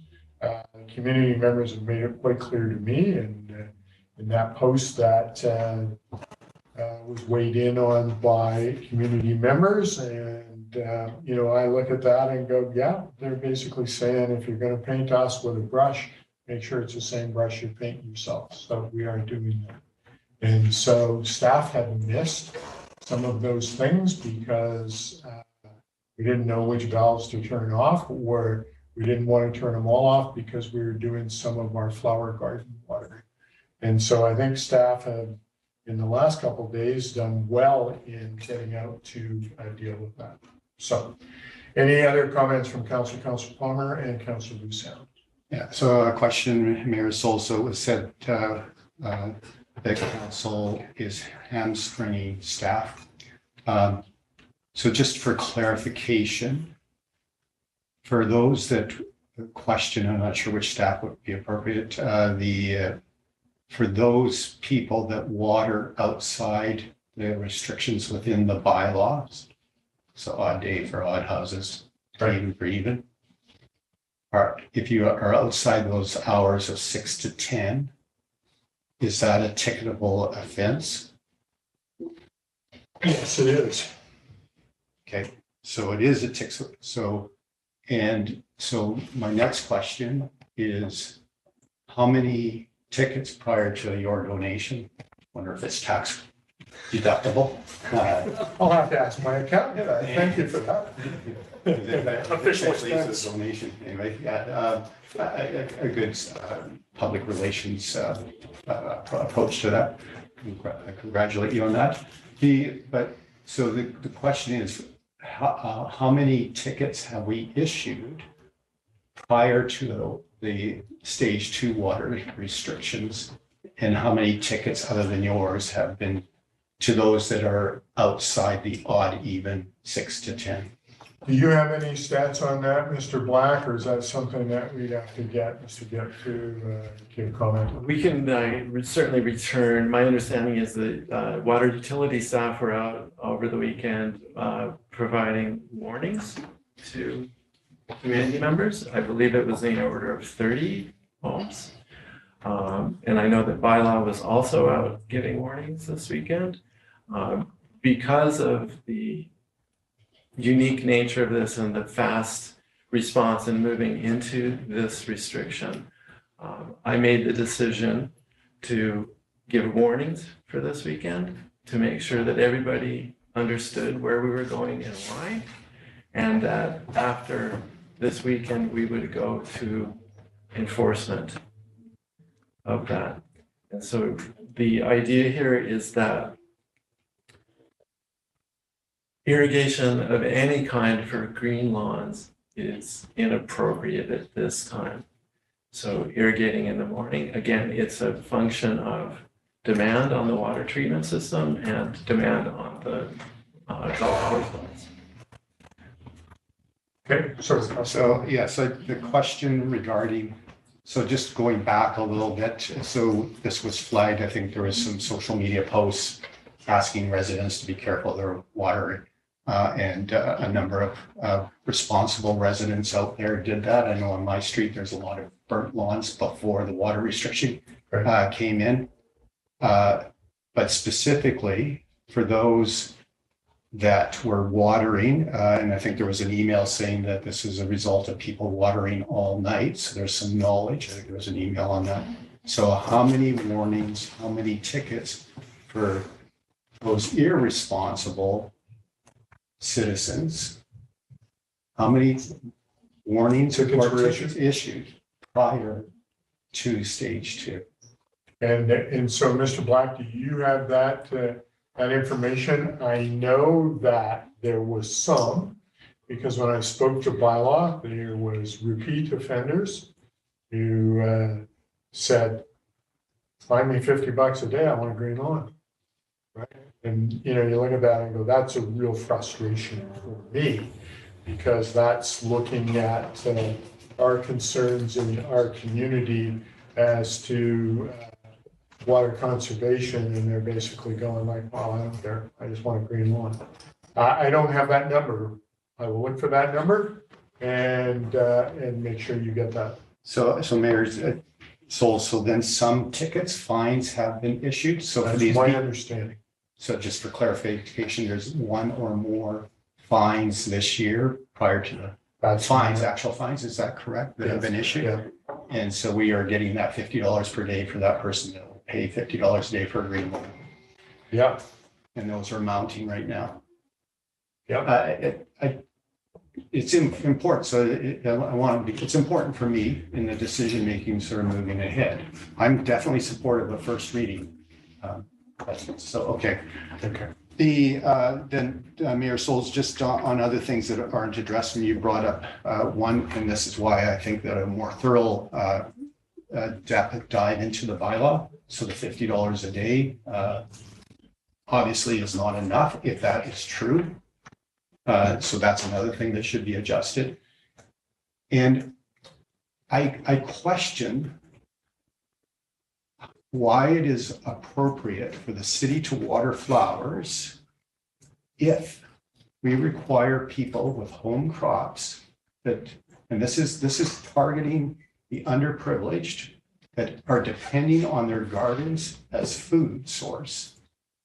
And we're going to say you cannot water, if you're going to go to work, have to work for minimum wage at McDonald's or wherever, and you can't afford to buy food at our grocery stores, which we know that those food prices have raised astronomically, and you can't water your garden on a timer because the bylaw says that. You can water your gardens. It's specific in the new rules that came out that watering your garden, watering your flowers, and watering your shrubs, whether it be through a drip hose, the soaker hose, or by hand, those things could be done. So just for clarification then, so the social media post did say about soaker hoses. Yes. That can go 24/7, according to the social media post, which uses more water. And I did ask, I did ask about this earlier, but so we can use sprinklers. That's not explicit on the social media post, but is that explicit in the bylaw? So I'm not sure whether the bylaw, but in the post that I read, so Ms. Floyd, I will ask if you can bring the post up, but the post that I read state that we can use drip irrigation, a soaker hose, and or hand watering for our flowers, shrubs, and our gardens. So Mayor Souls, Yeah. that's correct. Yeah. You cannot use an automatic sprinkling system on your garden. That's not in the social media. That's not It's listed in social media, you're right. It's got an X through sprinkling. And so some people have shut that off, gone and bought soaker hoses. And I was, so there it is. So specifically, watering prohibited. Sprinkler head, Got it. for lawns. Residential and non-residential lawns. Yeah, so hand watering, soaker hose, drip irrigation, anytime 24/7, your soaker hose. So Yeah, just it for, doesn't say anything about automatic sprinkling. yeah, so for gardens that were out there. Yeah. Soaker hoses sold out just about right away at Home Hardware. I was one of the people who went there and bought one right away. So Mayor Souls, I really am not trying to be difficult. I'm trying to find a solution here. I am concerned about the questions about development impacts on water, on our water supply. But long-standing people having that and making sure that this is as a better bylaw. The enforcement issues. The other thing that I've had some questions, and we partially addressed it, I think earlier, is on the water supply. What is happening to our water supply? And so right now, I asked the Director of Engineering on is there any risk to our supply? Right now, so we can supply our plant. There's no problem supplying our plant to full capacity. So now this distribution system is not keeping up to what the community used to have. And we're requiring a developer, we just did it today, not this phase, but next phase. No DCCs on that. So I really think it's important to update the bylaw, but we need a more thorough looking rather than just this one reactive target. And I think I've said enough, and I think everybody's tired of me. I appreciate the ability to have some conversation. This is doing no harm in passing. It absolutely does not hamstring staff to read this the first time. Okay, so I'm going to go to Mr. Black and then Councillor Sleeper next. Kenny Grips, our senior bylaw official, who is also managing the bylaw team, did send over, they've got 46 calls for servicing in the last month, and that includes warnings and tickets. Okay, so they 46 calls. Warnings. And tickets. And tickets, okay. Thank you. Councillor Stephenhurst, then Councillor Cherry. Okay, so thank you, Your Worship. Just through the chair to Mr. Black, I think this is a great opportunity to us to maybe consider a future conversation on water metering, especially for all new construction, especially for, as we see more development in the area. I think this is another great opportunity for us to revisit getting quarterly reports from bylaw, because that's a great expense to the taxpayers. And I think it would help us guide our decision-making process in bylaws in the future. And then third, I'd be willing to have a second and third reading of this so that way bylaw can actually go out and enforce this policy. So those are my three things. Thank you. I think we've got some other things to discuss too. Okay. I think we should move forward. Can I go to Councillor Devlin? Please. Councillor Devlin? Yes, I just want to say whether or not tickets or warnings or any of that are issued is entirely a job of operations. It is entirely bylaws purview and decision whether those are being issued to people. And I find it completely irrelevant to the conversation because it is our job to give bylaw the tools to do that. So if we agree water regulations should be enacted now, we need to be proactive in making sure bylaw can enforce that. If we don't agree that water regulations the restriction should be in effect, then this is something we could just leave open. But if we're all in agreement of that, and I personally am, then we need to be able to enact allow bylaw to enact those fines, because it makes no sense to have a bylaw that's unenforceable. All right, so I'm going to go to Councillor Cherry, Councillor Lucial, and then I'll next Steve. Thanks, Your Worship. In respects to full disclosure, my house was one of the ones that were ticketed while we were in stage one, while I was out of town.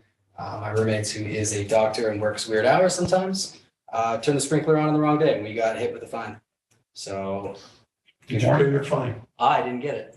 So I can ask that question when I get home.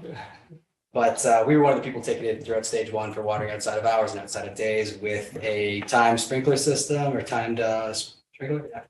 Yeah. So bylaw is out there. Throw me under the bus. I'm doing it myself. They are out there doing their job. And I would be supportive in giving them the tools they need for stage two. Councillor Lucian.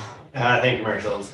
Yeah, I think as much as Councillor Palmer said that this is reactionary, we do need to act quickly. I think if we only give this first reading, we're kind of missing the most important time for us to get this going. I think it might be worth this bylaw going past the Public Infrastructure Committee, if that's appropriate, so we can talk about water regulations going into next year, so we have a better framework and look at better practices and shape that into a better bylaw. Because it seems like we've just had amendment over amendment, and it's now getting messy, and it would be nice to clean that up. All right, Councillor Palmer, and then Councillor Stapleton. Okay, thank you, Mayor Souls. I appreciate the conversation. It is a hot issue because it deals with development, food security, our water supply future, global warming, a whole host of things. So I think the conversation, even though we have a lot of other important business, is important. I will be in support of the motion as it is. First time. Excuse my background thing. I would encourage all of council to also support first reading. If you think we should go to second and third reading, somebody put that motion on after. I'm likely to oppose it. I agree with Councillor Lucio on the ad. Okay, you didn't say ad hoc, but what was the words that you used on multiple amendments? And so getting a little bit thorough on whether that belongs at the Public Infrastructure Committee. I mean, that certainly can go there. Okay. All right. Any other comments on the motion on the table? Seeing none. All those in favor of first, oh, wait a minute. Councillor Orlando, do you have comment? Sorry. Yeah, your worship, thank you. It sounds like there's a pretty big backstory. I've been away for too long here. Yeah, I just wanted to say, I when I saw this, I noted there wasn't a report. I just interpreted it to be staff needing some additional tools and a little bit of top up. I'm super happy to continue the conversation later about water conservation, but it seems like they need some more tools right now on a timely basis. So I would like to expedite this first stage and absolutely would entertain another motion to have another discussion, and just by way of any opportunity we have to communicate with the public. We went through this sort of no lawn watering thing where I grew up when I was a teenager or a kid, I think, like 12 years old. And, I realized there's lots of issues related to development, blah, blah, blah, sustainability. But the reality is we need number one, the fire pressure, the pressure, the water pressure for firefighting. I mean, we got to make sure we keep that. And that's a concern. Every liter of water we use costs money, which is another thing. When we're going to the golf course well, that has the high manganese content that causes the staining and is not ideal. And yeah, $800,000 for a filter replacement. Every liter has a cost. So I just would encourage everybody to have to follow the rules, and we can continue to work on it. But right now we need to do it for the safety of the community, number one. So let's see what we can do to do that. So thank you. All right. Sorry, through the chair to our corporate officer, just a quick question on policy. If we were interested in going directly to third reading, the motion on the table is for first. We want to support that and then do a separate motion for second and third. We do not want to shoot it down. That would be bad. That's correct. Just making sure policy is confusing. All right, so I'm going to call a question on reading going first time. All those in favor? Opposed? No motion is carried. Now, is there someone who wants to entertain? Okay, so Councillor Devlin. I move the Water Regulations Amendment Bylaw number 2364 be read a second and third time. Councillor Lucio, you want to second that? Yep. All right. Now discussion on that before we vote. Councillor Palmer. Yeah, thank you, Mayor Souls. And the tools, giving staff the right tools, I absolutely agree. And I think that's where the council's going. And if I vote in opposition to this, I'll be the lone one. And it's not because I don't think those tools are there. But some principles is more holistic. This was predictable and warranted a full staff report, not just kind of thrown at us like this. And I think that's created some of the grief for me anyway. So those are my comments on these kind of things that are hot button issues that do need a little bit more thorough approach to them. All right. Any other comments on going to second and third reading? Mr. Black? Thank you, Your Worship. And I concur with Council Palmer on bringing this forward quickly. Yes, it did happen quickly, and unfortunately, the bylaw only suggests that the Director of Engineering can make the additional changes and restrictions to the water supply system. And I concur that we should update the water bylaw so that it is a council action, so that you're all aware before these things are implemented in the future. So you have my commitment to make that change, and we'll do that over the winter for next year. Okay, great. Any further comments on the motion on the table? Seeing none, I'll call a question. All those in favor? Opposed? No, motion is passed unanimously. Thank you. Mayor Soul, if I may put another motion on the table, further to Councillor Orlando's comment that further discussion on water supply implications in the bylaw be discussed at the next Public Infrastructure Committee. Okay, someone want to second that motion? Councillor Luciano, any further discussion on that? Can you go to the PIC for discussion? I am not opposed to that either. So, Councillor Palmer, you want to? Yes, so just one of the other ones, and I did have the question. So my understanding, the Director of Engineering will be a verifier, but that we are now metering in Greeley Creek. I think that was a conversation, it might have been at the public, some committee somewhere, and that's recent with the province. It hasn't been done over the year. And so the question is, again, the Director of Engineering could probably speak to this a bit more accurately. But we have a gap of information about the flow coming out of Greeley Creek. And so on the weekend, I was up to the El Silhouette Glacier and just appalled at how dramatically that glacier has retreated in the last decade. And if we look up on Big B Mountain, it's like half the size it was a decade ago. These glaciers are disappearing. There was an article in the Revelstoke Review in January quoting a geologist or some scientist in Princeton University of Northern British Columbia, citing Science magazine on the loss of glaciers in British Columbia and the implications of where we're going. Ultimately, with global warming and how we're using water today, we think we're in British Columbia, we think we've got all this water coming down. But the question is, we don't really know how much water is being reduced in Greeley. And at what point, what's that pivoting point? What's that tipping point? And I don't know the answer, and I asked the question, but is Greeley Creek being fed by a glacier, and is that glacier just about gone? And like, where's that water coming from? And so there's long-term significant infrastructure implications. We're talking about supply already just because of the demand of building and stuff. And that's why this conversation, we don't want to be having this saying, oh, this happened suddenly. No, this has been happening for a very, very long time. And we know that we need to be looking at the supply issues and how the whole distribution.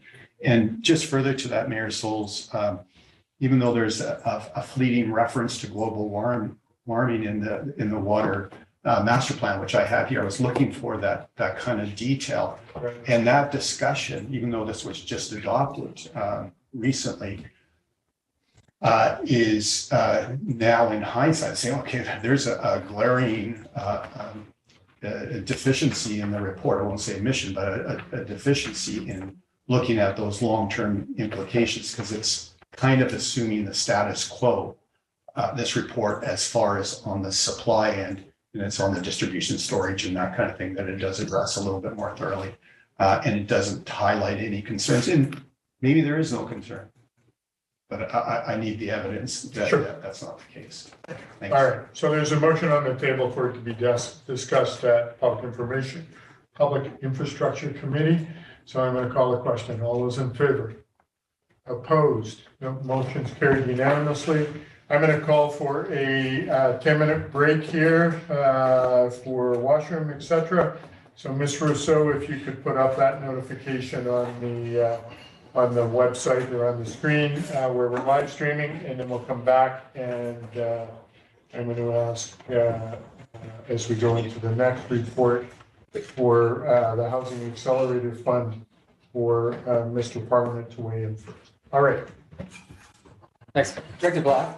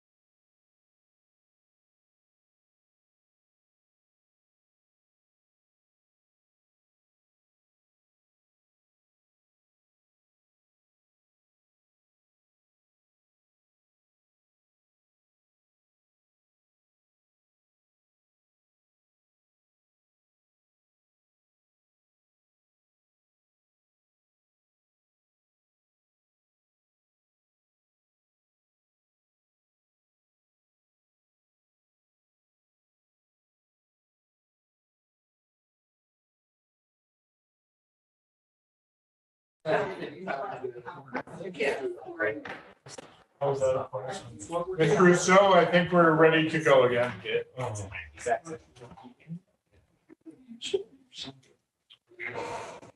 All right, council, I'm going on to 11A, staff reports, housing accelerator fund application. Mr. Parliament, you're up. Thank you, Mr. Mayor. I'm just going to provide a couple of minutes of opening commentary, and then I'm going to turn it over to the co-authors of this report, both Taha and Paul. But before we do that, council met in December of 2022 and identified housing, of course, as a priority. We had a very successful housing summit in March of 2023. We then had multiple stakeholder meetings with all the different partners in the community and the region looking at housing, which has led to this application. And I use the term teamwork a lot when talking about staff and working together at the operational administrative level. This is one of these few reports and the next report that I'm proud to put my signature on, because this was a collective effort of all the staff that I think needs to be publicly recognized. This application opened at the beginning of July. It closes August 18th. You basically had 6 weeks from the opening intake to submit an application. It requires a ton of work. It involves a lot of departments: finance, planning, engineering, corporate services, economic development, and others. Staff were able, when a lot of questions were asked initially, staff were able to get together. I sort of took a step back because I saw both Taha and Paul lead this and involve Steve, involve Ingrid, involve Shiana, Cindy. I want to commend the work that staff did on this application because it was a ton of work. Specifically, I want to thank Taha for his due diligence. You created this master spreadsheet, which continues to blow me away. It's an impressive document where you started to zero down on the numbers, and we started with 50 units, and we've ended up under this application of 460 units we're looking for. A lot of work went into this report, and so when I use the word teamwork, I think this report exemplifies that. So I do want to thank you, both Taha and Paul, for leading this. So with that, they are the co-authors of this staff report, and they certainly can lead the report and answer any questions. Thank you. Great, thank you, Mr. Parliament. So I'm going to go to Mr. Attia, Mr. Simon. Do you have a presentation that you would like to do before I get into the meat and potatoes of this update? No presentation. We can speak to the application and the initiatives that were outlined, if council wishes. Okay, so I'm going to ask for someone to put the first motion on the table for me, please. Councilor Lee. I move that the 2023 housing needs assessment update be endorsed. Seconder for that motion, Councilor Devlin. Discussion on the motion. So do any of council have questions regarding that, or can I go to Mr. Attia to just give us Cole's notes on this update? We're going to you. I'll echo what Evan said. It was a team effort, and I appreciate the support of Paul, Jaylene, and Steve in the last hours here to get something in front of you that's really polished and reflects a lot of the continuation, essentially, of a lot of initiatives that have been put before council, and that have really brought our that started with our OCP update as a document that outlines the growth pattern for Revelstoke and the densification of development that Revelstoke is looking for. All that work was well timed, and with the Housing Accelerator Fund, Revelstoke has a really strong application because it's built on that foundation of what work had been done. And so, the initiatives themselves, the 7 initiatives, are a culmination of that. Essentially, the non-market housing sector is a discussion that we started with that started this year with the Housing Summit and community conversations. The following action items around densification are more technical planning initiatives, and they're well outlined there as how they'll result in additional housing.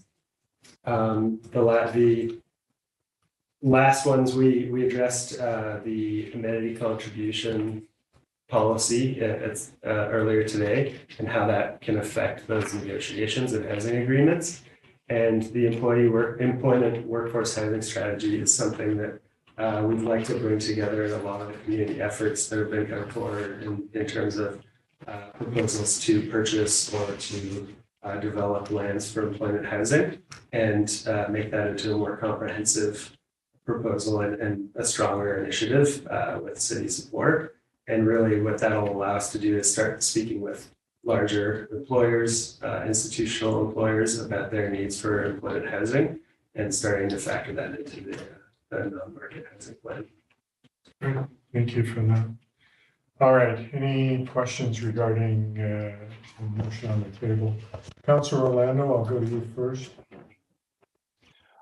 Your worship, thank you. Not so much a question, just more of a comment. I'd like to echo Mr. Parliament's statement, commending staff for their hard work, and also add that I know staff consulted and worked with a lot of members of the community, including full spectrum from housing advocates, housing organizations, development communities, so many other people to get this application together on a tight deadline. I would note that, and we all met in the council chambers when this funding stream was announced, and it was not a lot of time to get this together, and we wouldn't be in the position to pursue this if a lot of groundwork hadn't been done over the past couple of years. And just one of the things I want to point out, I don't have the document in front of me right now, but right at the end of the overview report is, I think the range said potential of 10 to 16 million dollars over the 4-year span. This grant application is really focused on getting things built, is the way it's structured, and it requires the municipal government to apply for it and get it. So I think this is a validation of a lot of work that's been done and a lot of positioning, and then to bring it home, just a lot of hard work by staff to get this done. I'm really excited to see this going, and I'm super also excited to hear questions and comments about this, but just really great work. And just me personally, for one of my main reasons for being on council is housing related questions, and I'm just really happy to be here to be able to get this strong application filed. Thank you. Thank you, Councillor. Appreciate that. Any other council with questions or comments? Councillor Cherry and Councillor Palmer. Thanks, Your Worship. I just want to say I think this is fantastic. I do have a quick question, as I can't find it on here. I'm wondering if at any point staff have looked into implementing AI software to help fast track permits, and if that's part of this. Through to Mr. Simon. Through Your Worship, Councillor Cherry, played around with it a little bit. It's not necessarily at that stage yet. What staff's focus right now is to get our permitting process really well delineated on paper before we start digitizing it. And I'm proud to say that by the conclusion of August of this year, we will be through the DAPR program, the Development Approval Process Review Program. You're going to see all new application forms coming out of the planning department, a bunch of resources for pre-application materials. We've done the development approval procedures bylaw, so we're really moving along on that. The conversation of e-permitting is one that needs to be had and looked into a little bit further, but it won't be part of this grant application. Thank you. I'm excited for the upcoming changes and look forward to what's coming down the line. Great. Councillor Palmer. Thank you, Mayor Souls, and also echoing the thanks to staff, and I like the stats. It might be in the report, but I do have a question. So I'm focusing on home ownership at this point. So there's this increase of the average value, 119% or whatever since 2006. Do we have the information? I'm not sure if it's in this report, but do we have the information on the percentage of Stats Canada residents as opposed to out-of-town residents that have home ownership? Has that, I suspect it's decreased on a percentage, and I'm just wondering if that's in this report. It may not be. I don't recall seeing it. From my understanding, Stats Canada, the way to evaluate local versus non-local ownership has only become possible through the last census. So it's very difficult to compare historically, but it is possible to compare that between communities. And that wasn't included because it's a relatively new finding, and we were moving on a pretty quick schedule to update this, but that's something I'd like to look further into in the next step. So through the chair, and I won't be late, I'll try not to be late. It's sort of interest to me. And I think you're talking about when the previous government had done away with long form census data. So there might be some historical stuff going back, but there will definitely be some gaps because the federal government for a couple of censuses did away with that, and maybe that applies to this point. Yeah. Okay. Thank you. Good. Any other comments from council? Seeing none, I will call the question on question number 1. Housing needs assessment update be endorsed. All those in favor? Motion's carried unanimously. Someone want to put number 2 on the table for me, please? Councillor Devlin. I move that staff submit a Housing Accelerator Fund application that includes the initiatives as generally outlined in the council report dated August 8, 2023, along with all additional required documentation to the Canada Mortgage and Housing Corporation, and that the Chief Administrative Officer be authorized to enter into any contribution agreements or amending agreements that may be required should the city be approved for funding under the program. Councillor Lucia, you want to second that? Yes. Thank you. Any further discussion on this? Any comments? Any comment on this? So my understanding is we want to approve this so you can go out try and get us as much money as you can before the 18th of the month. So I'm supportive of this as we move forward. Any comments or questions from council? Councillor Palmer. Thank you, Mayor. So and then I'll go to Councillor Orlando. I'm supportive of the motion. One of the things I do note on the end that we giving fairly broad discretionary authority to our CAO, and I always say, well, what does that really mean to enter into any contribution agreements or amending agreements? I do trust that this CAO will, if there's any, that will be in continuous dialogue as he has been and done a stellar job on that with the council as to what the implications are. Thank you. Good. All right, Councillor Orlando. Yeah, Your Worship, we'll be voting in support of this. Again, want to sort of reiterate the last statement. I believe this is a strong application. There's lots of details in how you could do things, but I think, it took a lot of work, a lot of study of the actual grant package itself to conform to what is required, and would just put an emphasis on how this application or this grant is geared towards getting things done within the next 4 years, and they really want to see not pie in the sky but tangible things, and they want to see real results. And I think our application really in a full-throated way tries to achieve that and achieve those concrete goals. And I'm just really again want to commend staff for all their work on a summer schedule. I know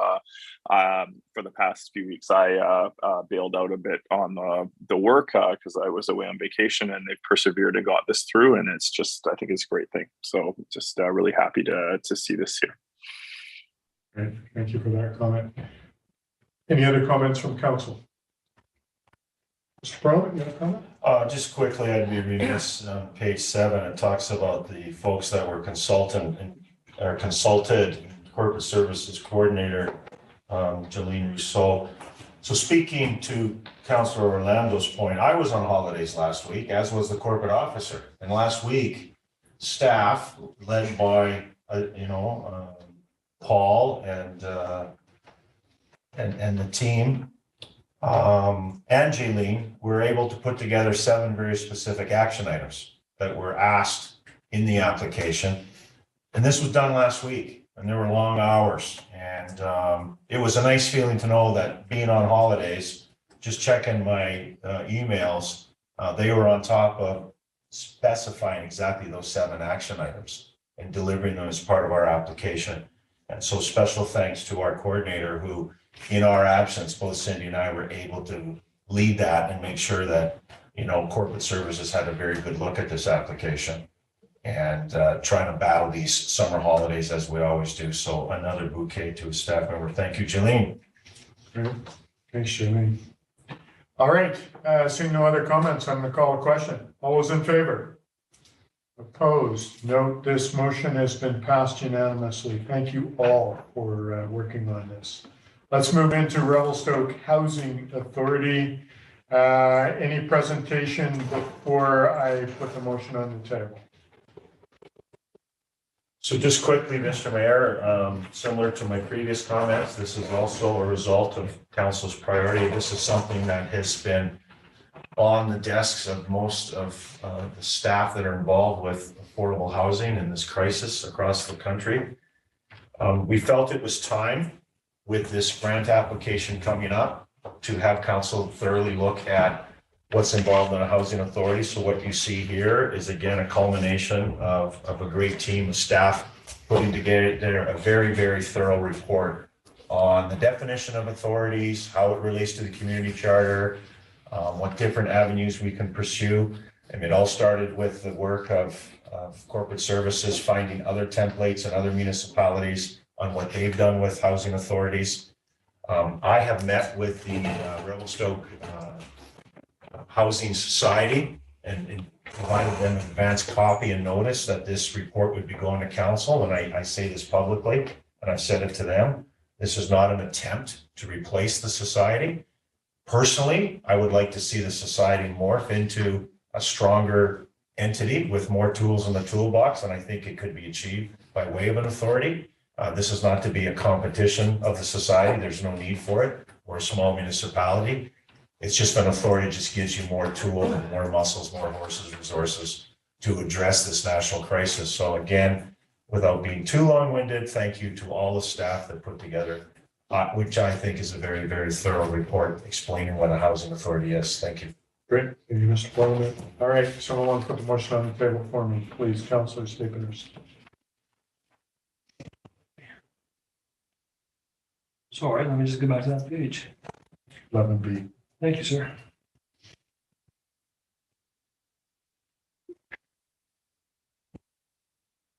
I move that staff provide a report outlining the details of a feasibility plan to further explore process, timeline, management, and financial considerations respecting the establishment of a Revelstoke Housing Authority, and that this report titled Revelstoke Housing Authority dated August 8th, 2023, and related council resolution be appended to the City Housing Accelerator Fund of August 2023.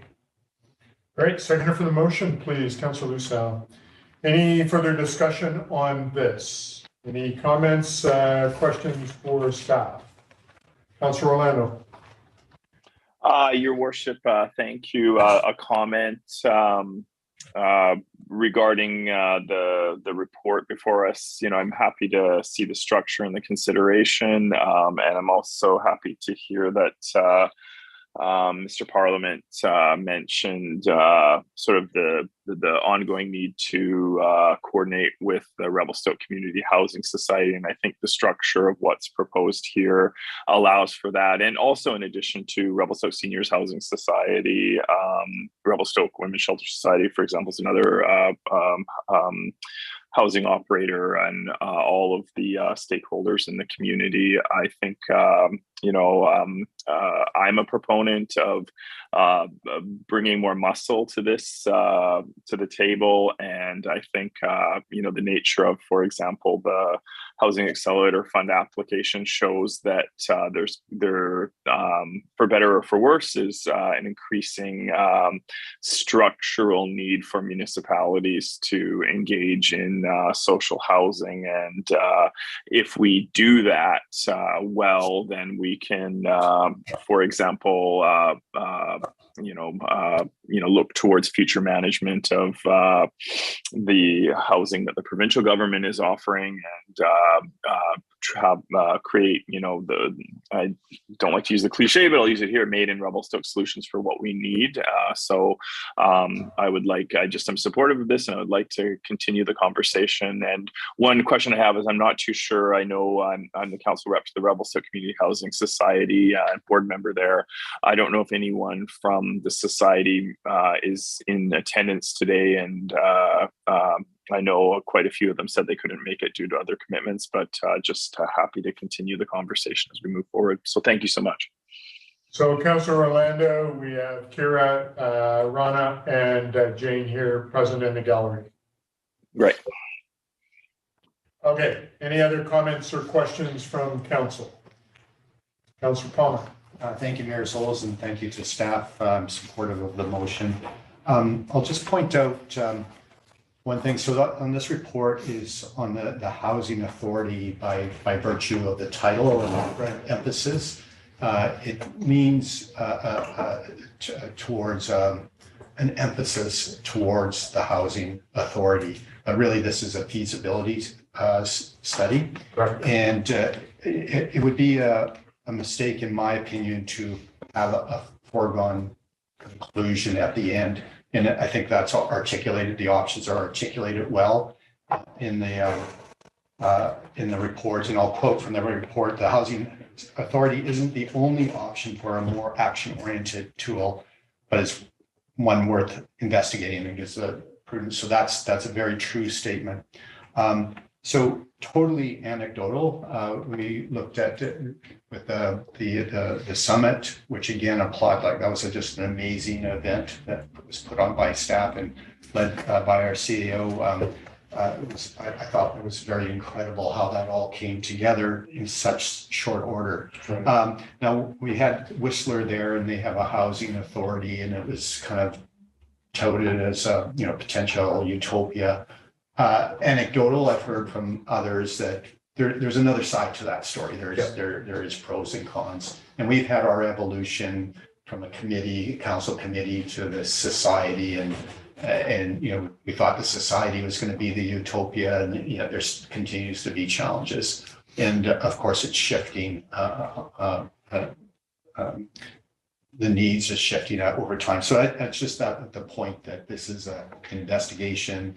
Looking at the merits, but we shouldn't have a closed mind as to the shortcomings in the Housing Authority. So yeah, and thank you for that. And I don't disagree. I look at it and go, we have a group of people committed to housing in our community, and no matter what the title is, however we can help them to move forward in whatever way is really, I think, the intention of our staff and of this council, is to be able to provide housing. So thank you for that. Councillor Orlando, you have your hand up.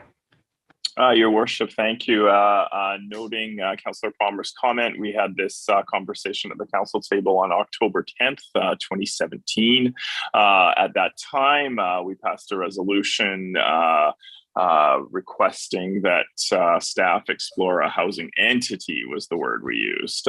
Sorry, this has been a mission of mine for a while now, as you can tell, as I was the sponsor of that motion while working together with the Economic Development Department to get things going. And the Housing Society's genesis was geared towards more of an authority model. It had its legal structure changed, and council's representation on the board was also reduced for a number of reasons. I think that was back in 2016 or so, the mayor might recall, or 2015, 2014, I think.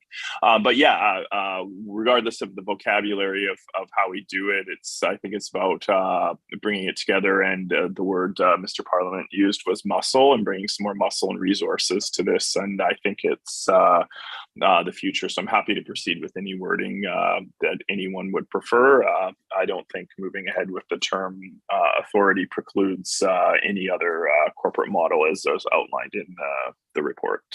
But just some background, because I know there was discussion at the Community Housing Society on that earlier background of the foundation of the society originally. Thanks. Either got really good notes or really good memory. Councillor Stapehurst. I think it's, thank you, Your Worship, just through the chair to council, I think it's really important for all of us to understand the history that the city has played with the housing society, the structure, as Councillor Orlando points out, how that's changed. The housing crisis that we see before us today hasn't occurred since 2017. It's been in the making since 1940s. Yeah. It's been through a series of government policies and actions. So I think it's kind of ironic that the government now has a solution to the housing crisis that they kind of had a hand in developing.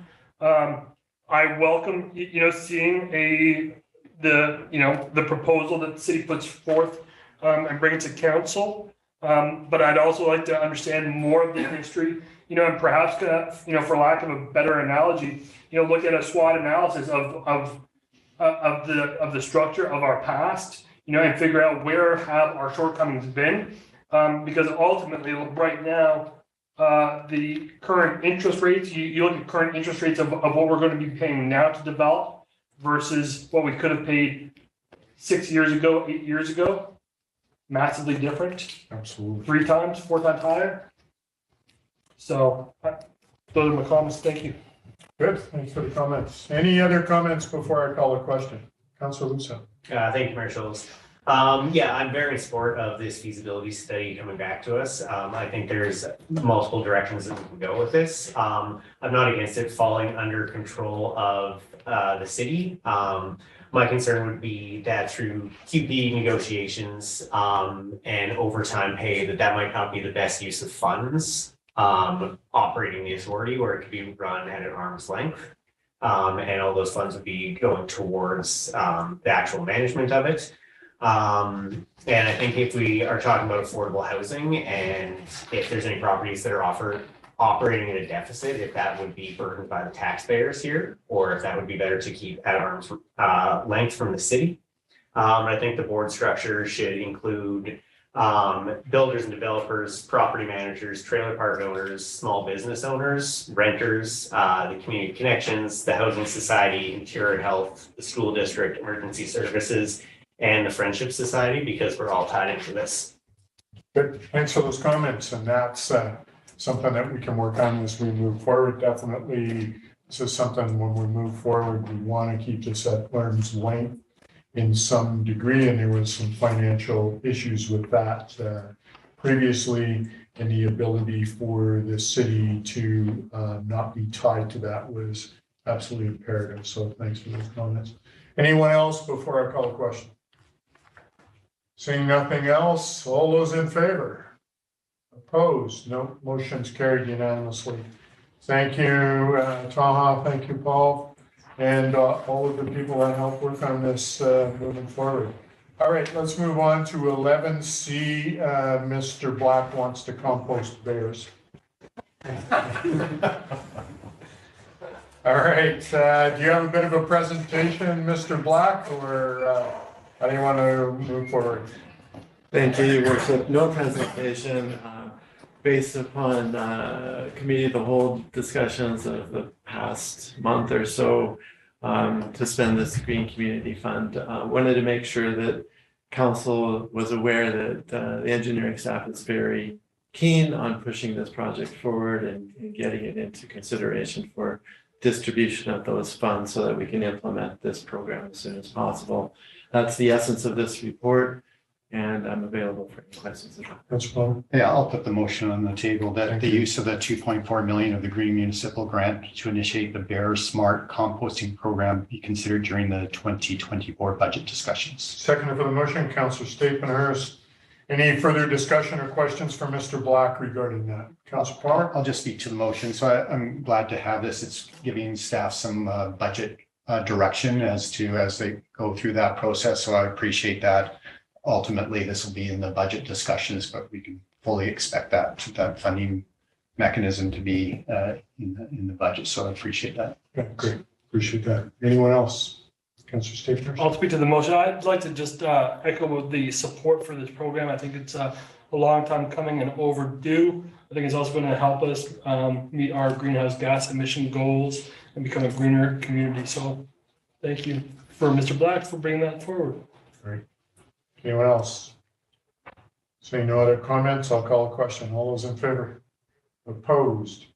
No, motion's carried unanimously. Thank you, Mr. Black. Moving on to 12A correspondence, Tornado Strategy request for support of private bus service through Revelstoke. They are the people fronting Pacific Western Transportation and are looking for a council-driven support letter for this group to basically go to the government saying, hey, we need to have better private bus service.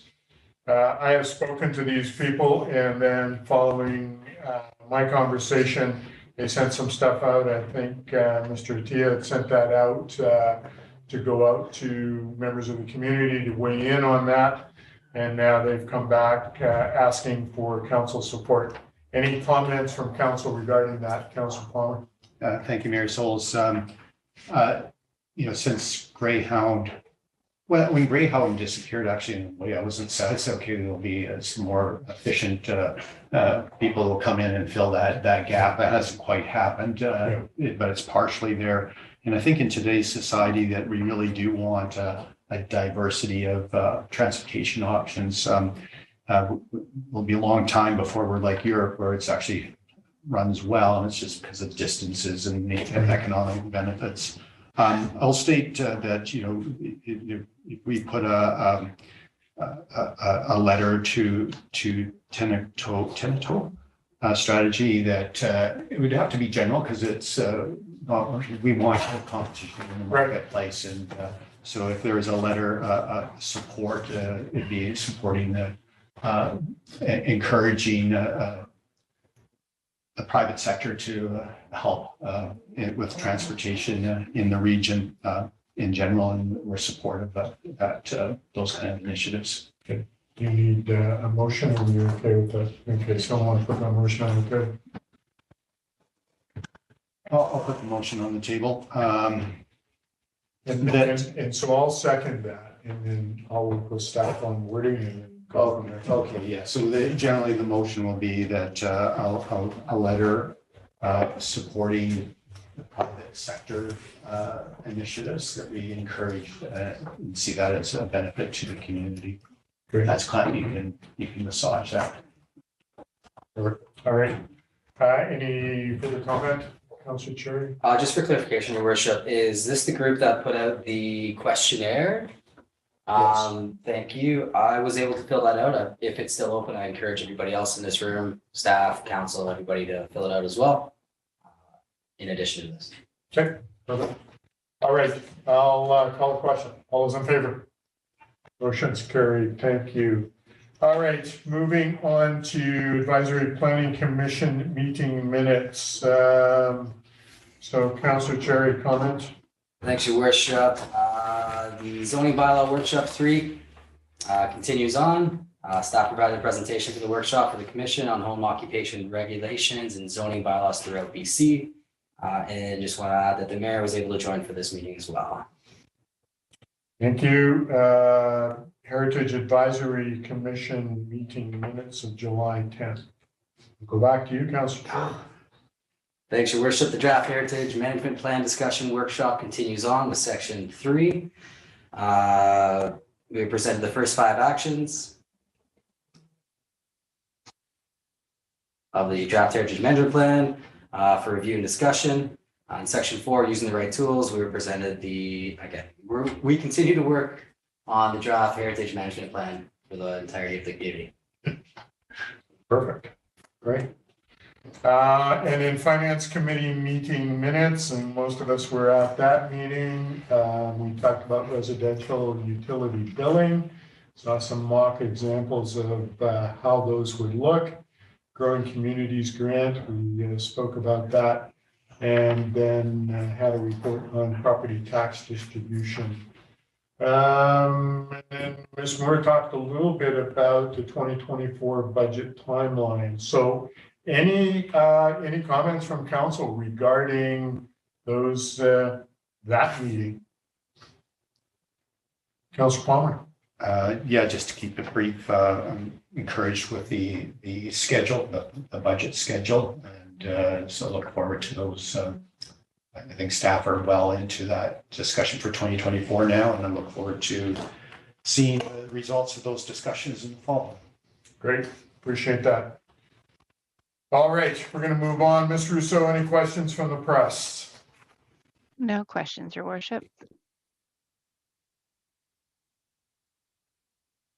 All right, I would like to have a motion to go in camera pursuant to section 90.1 A, C, and K of the community charter. Someone want to make that motion? Councilor Staples, Councilor Devlin, all in favor? Motion's carried. Thank you. We'll take a couple minute break, come back, and we'll go into